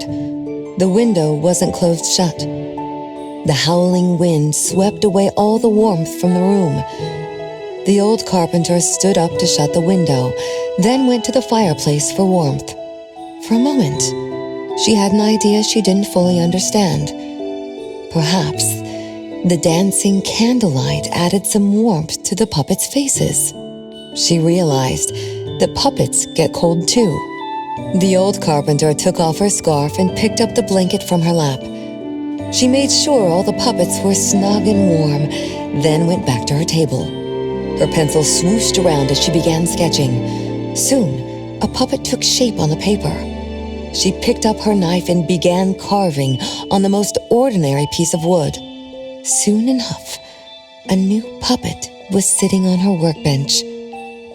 There was nothing special about it, but the old carpenter let out a satisfied sigh, as if she completed a masterpiece. She leaned down to kiss the puppet's forehead gently, just like an ordinary goodnight kiss from a mother. Then did the same to the other ones. After that, the old carpenter went to bed and slept peacefully. The next morning, she woke up with someone kissing her forehead. She opened her eyes to find a child, a real child, smiling at her. Whoa. Why did the last puppet turn into a real child? What magic did the old carpenter use? What do you think? I understand. A little. But also don't get it at all. Is that so? It's okay. Oh, it's getting late. Good kids should be sleeping now. Mom, I'm scared. I don't want to sleep alone. I'm worried that if I do, I won't see you and my siblings after I wake up. Isn't it better to be alive? You really are different from your siblings. Being alive is good. But what exactly makes it good? I can eat meals with my family, I'll play hide and seek, and listen to Mom's stories every night before I sleep. How wonderful! Mom, don't you think days like these are wonderful too? You're right. This is the best life being with you. The best times in Mama's life is when I spend time together with you, my family. No, it's not. When I grow up and can do so much more, that's when it'll be Mom's best time. By then, I'll be so tall that Mom will be surprised. I'll be able to reach whatever Mom needs to reach. Then I'm going to learn how to drive. I'll definitely be the first one in our family to drive. Once I learn, I'll take our whole family on picnics. When I grow up, I also want to...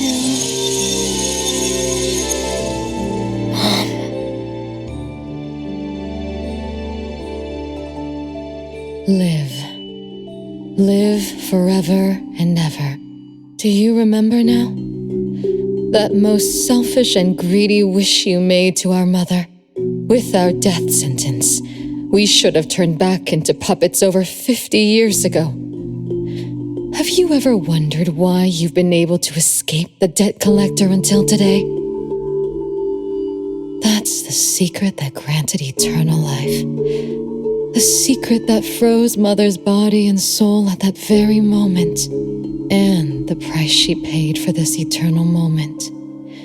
Exiling herself out of the mortal world, living without worry or care, without joy or sorrow, without thought or feeling.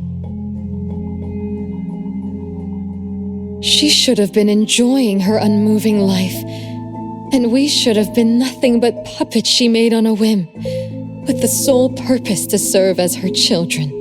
All we had to do was live under Mother's roof, love her, be loyal to her, and fulfill all her wishes. It should have been that way, even when faced with the registry, faced with the curse you invited.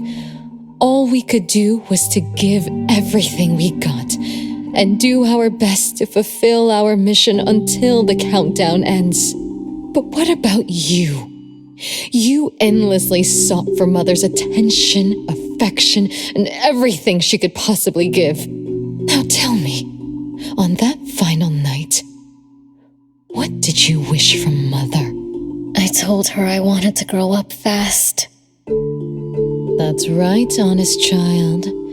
And then?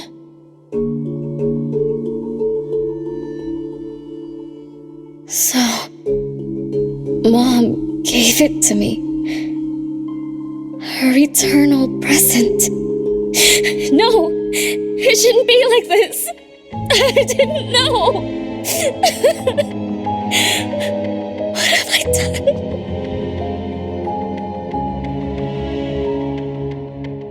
Renee, it's not like that. Yes, the eternal present that should have protected Mother is now in your eyes. You didn't just betray us, but also the person who loved you most. So tell me, how does that make you feel? Guilt? Regret? But you don't need to apologize to me. We'll forgive you, and Mother will still love you. You're still our adorable little one, our innocent troublemaker.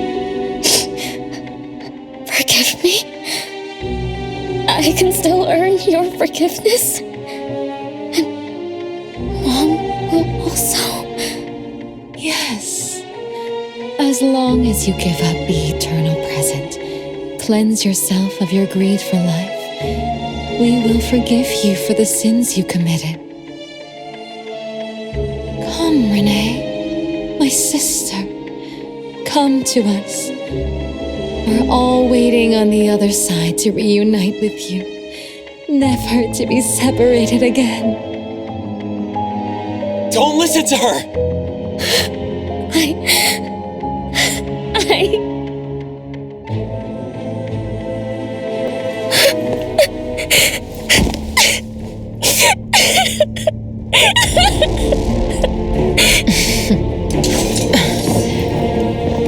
Who exactly are you?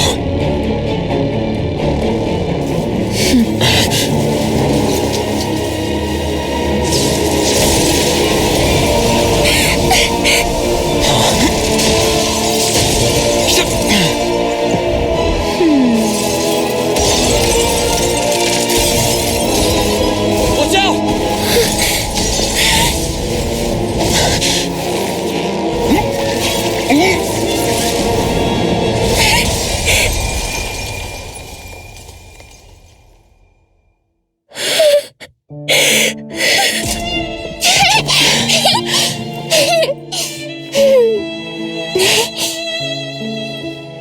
Remember to get to bed early and eat your veggies.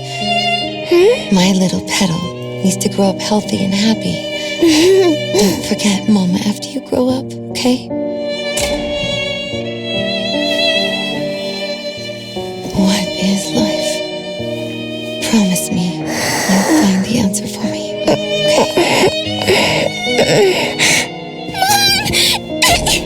Where are you going?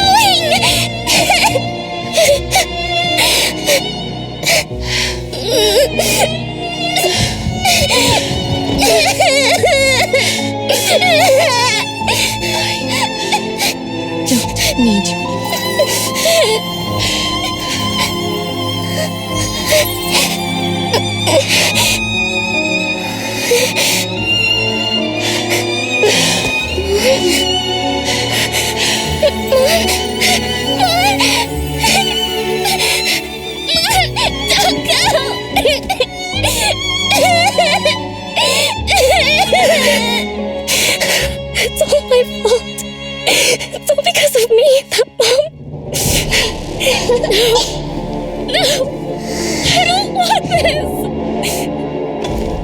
See? Now I can live forever. I don't need you anymore!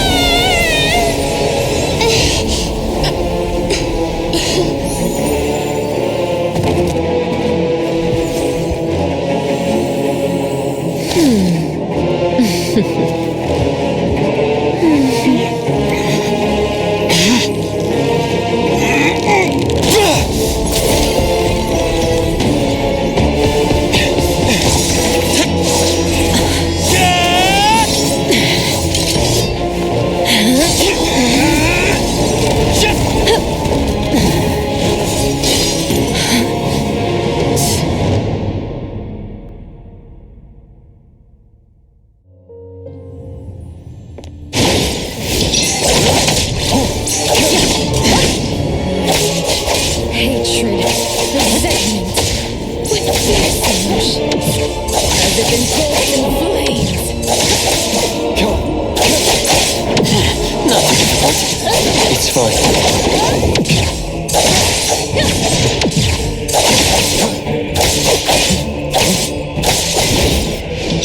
Feeling good.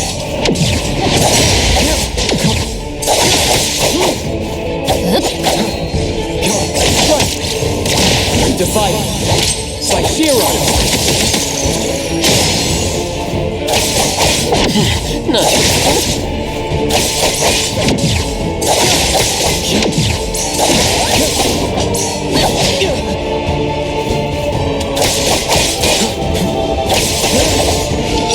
Feeling good. Be careful.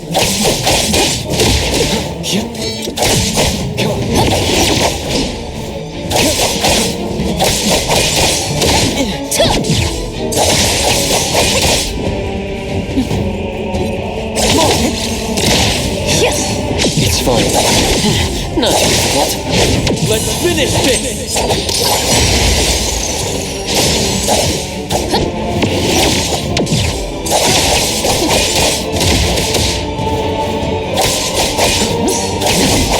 Feeling good.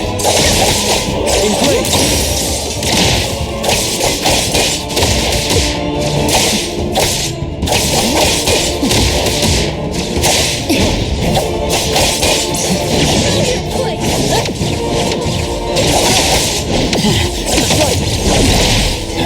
Splinter and fracture.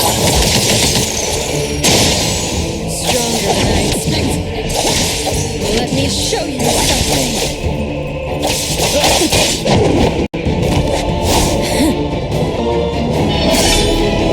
You're just a plaything in this illusory realm.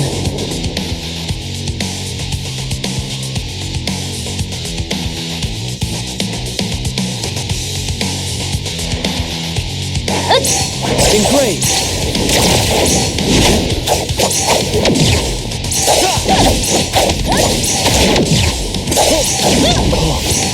Entertain me with your struggles.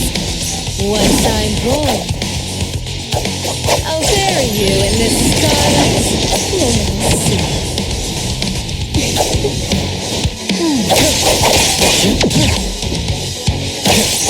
It's fine.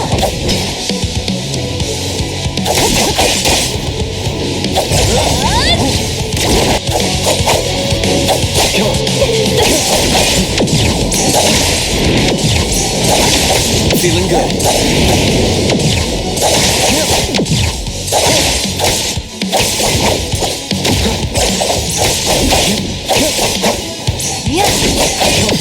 Not difficult to fight. Psychero.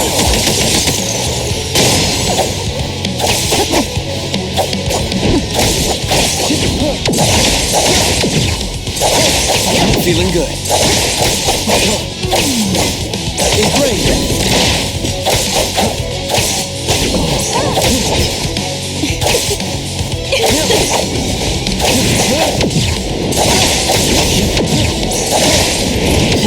Not difficult.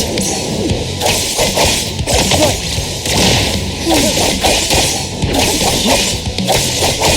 Let's finish this!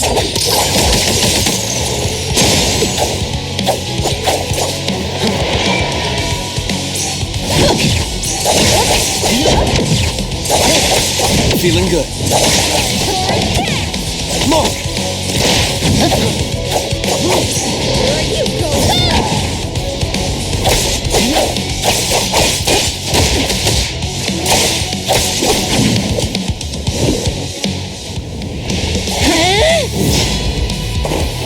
You. I won't let you do this! Such arrogance!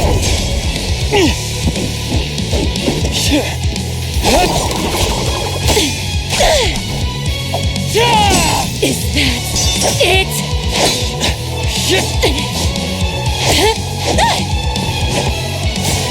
Come again! As you win! Interesting. Unfortunately, this is the end! Cower before me!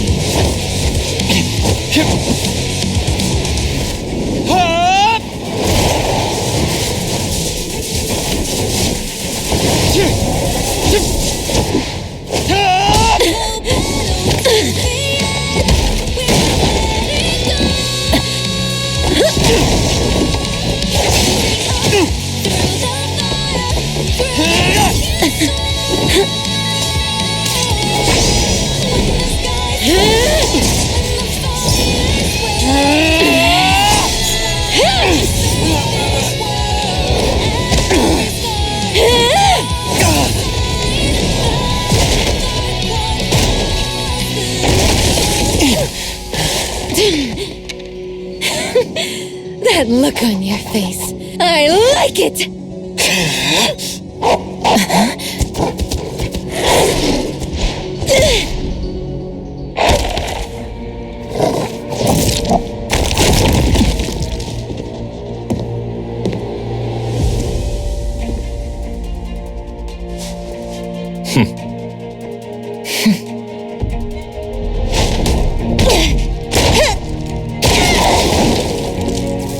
So you're the one behind all this!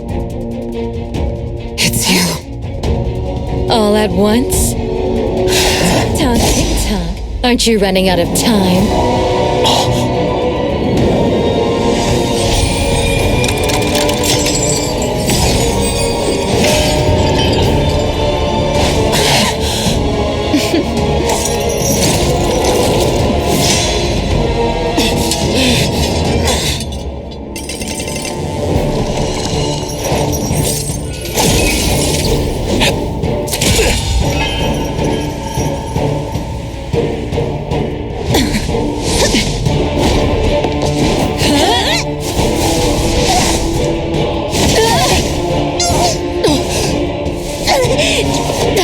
You're slower, Daffodil.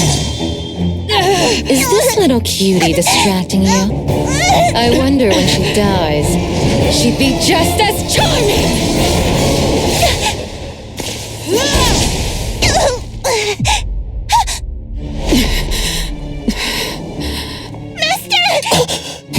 How nostalgic, sister.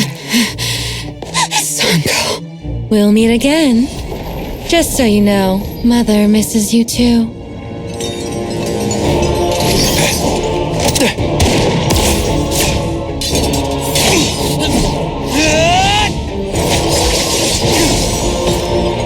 Daffodil! I'm fine.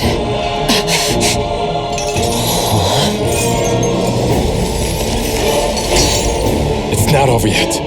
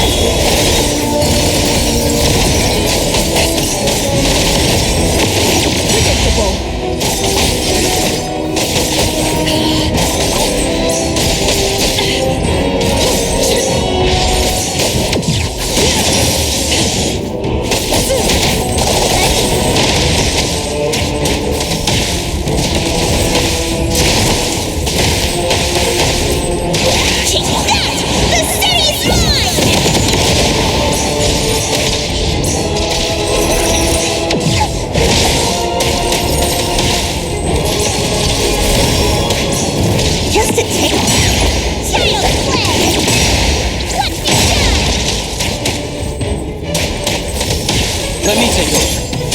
Come on, let's finish this!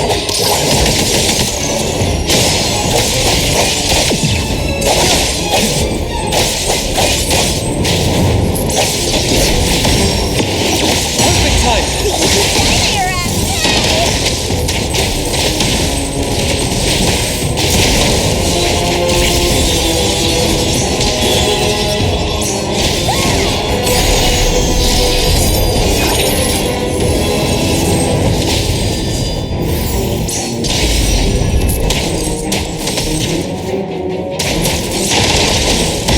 Everyone, follow my command!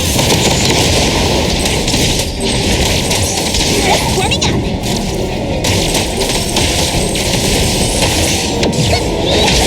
Trust me.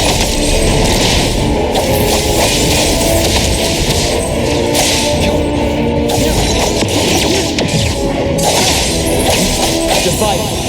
It's like zero.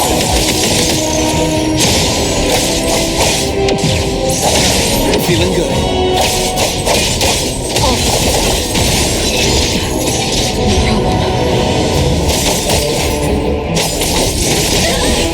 Thousand eyes, awaken!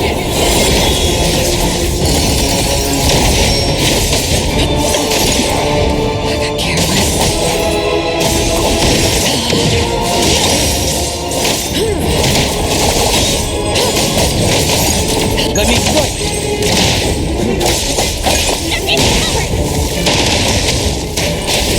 Thunderbolt, it's our turn! Wait! Trust me.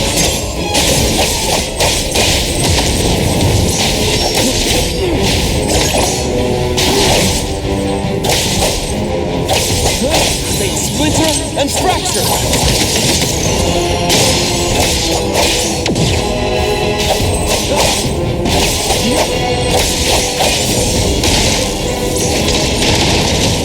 Nice single attack. Again.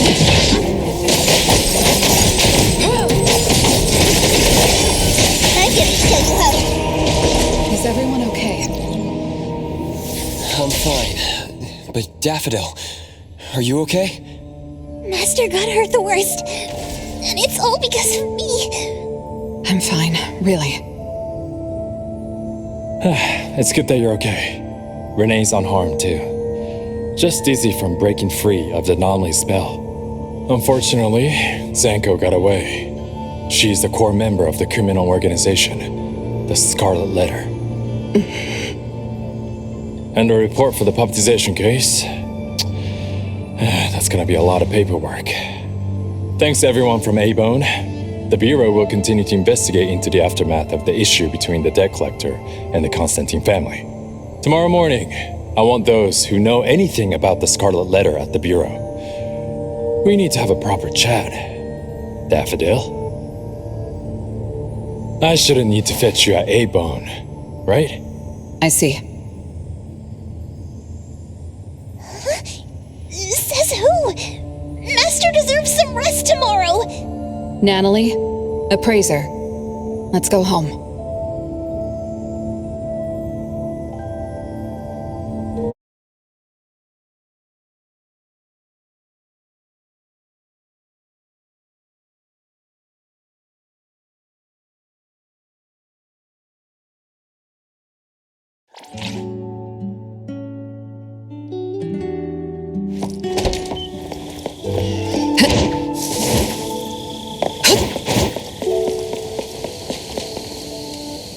How are your wounds? You should rest earlier tonight. It'll be fine soon. And how are you? Are you okay? Her Esper ability can affect people's minds through auditory and visual hallucinations. I see. So all the stuff Renee and I saw were illusions layered on top of the debt collector's anomalous realm. Or rather, an illusory world tailor-made to her understanding of Renee, after thoroughly excavating Renee's thoughts and feelings. In other words, Zanko used her Esper ability to alter the family's history, making Renee believe she was responsible for her family's deaths, leading her to voluntarily give up her eternal present. The eternal present probably requires the owner's verbal consent before it can detach itself. An anomaly that can grant its host immortality must be incredibly rare. The Scarlet Letter has acquired more than one rare anomaly. The incident at the Abisu auction was also their doing. With these reckless hits, it's like the Scarlet Letter is announcing their arrival at Hetero. This is just what their leader, Madame T, will do to demonstrate her superiority. Lady T. Is she the mother Zenko spoke of? When she said Mother misses you too, could it be? I should have killed her back then. So, Zenko used scarlet letters to spell betrayer. She could be considered my adoptive mother. I don't deny that she gave me the first home I knew of. It's true. I was once a member of the Scarlet Letter. No wonder Chaos spoke like that. He must have known that Daffodil was a member of the Scarlet Letter, the criminal organization he's pursuing.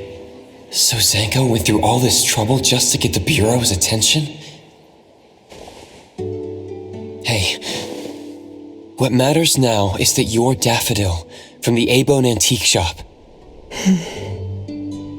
Thank you. You're a good person. It's getting late. Good night, Appraiser.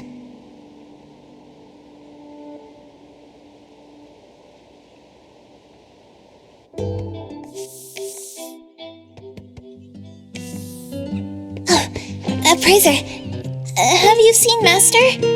Daffodil isn't here? She's been gone this morning and hasn't come back. Maybe she is assisting the Bureau. For that long? We're here, the A-Bone Antique Shop. Appraiser, Natalie, good morning. Renee! How are you feeling? And this is? This is Linko from ETD6. Oh, so Chaos is handing Renee over to ETD6 to take care of. Hello there. Take care of? We were just going in the same direction. Linko also has something to do at A-Bone, so I gave her a ride when we left the Bureau. Linko, you have some business here? Mm-hmm. I do have stuff to do. What are you up to?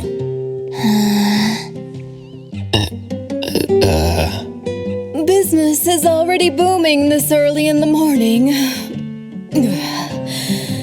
How wonderful.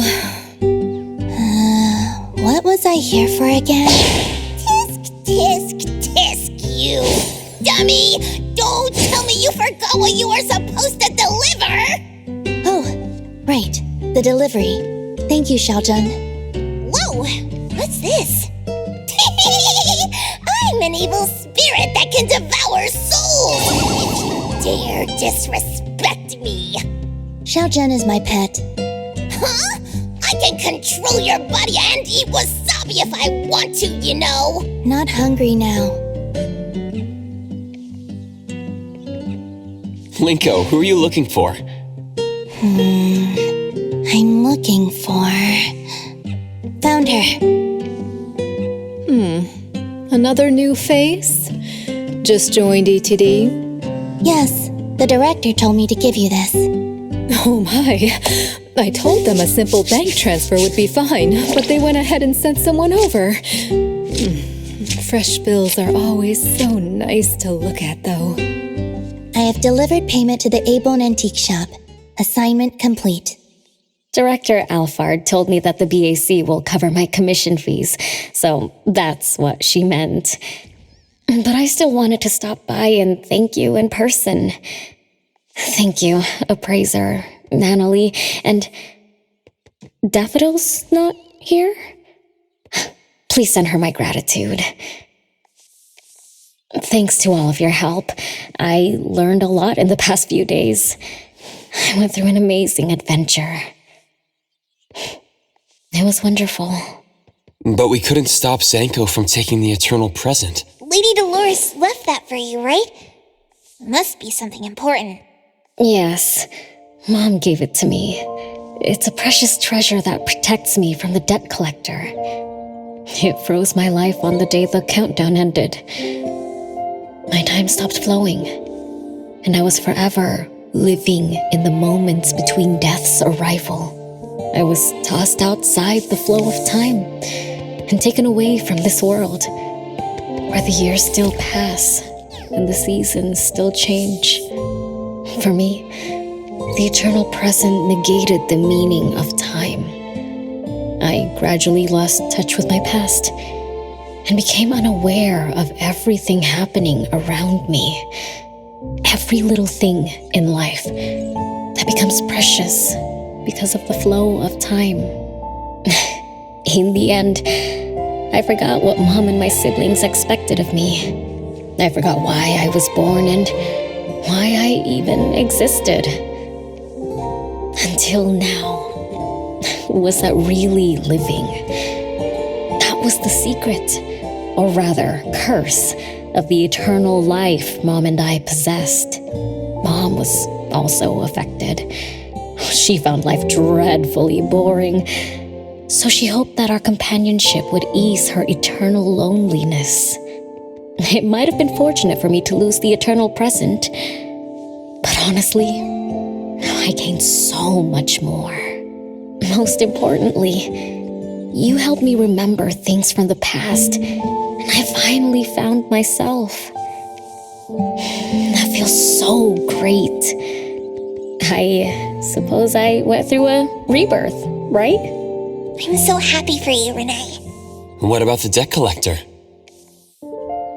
Don't worry, I have a solution. Well, in addition, to make the most of this precious rebirth, I've decided to travel around the world. I'll probably leave Hetero for a very, very long time. So for each and every day ahead, I wish you good morning, good afternoon, and good evening.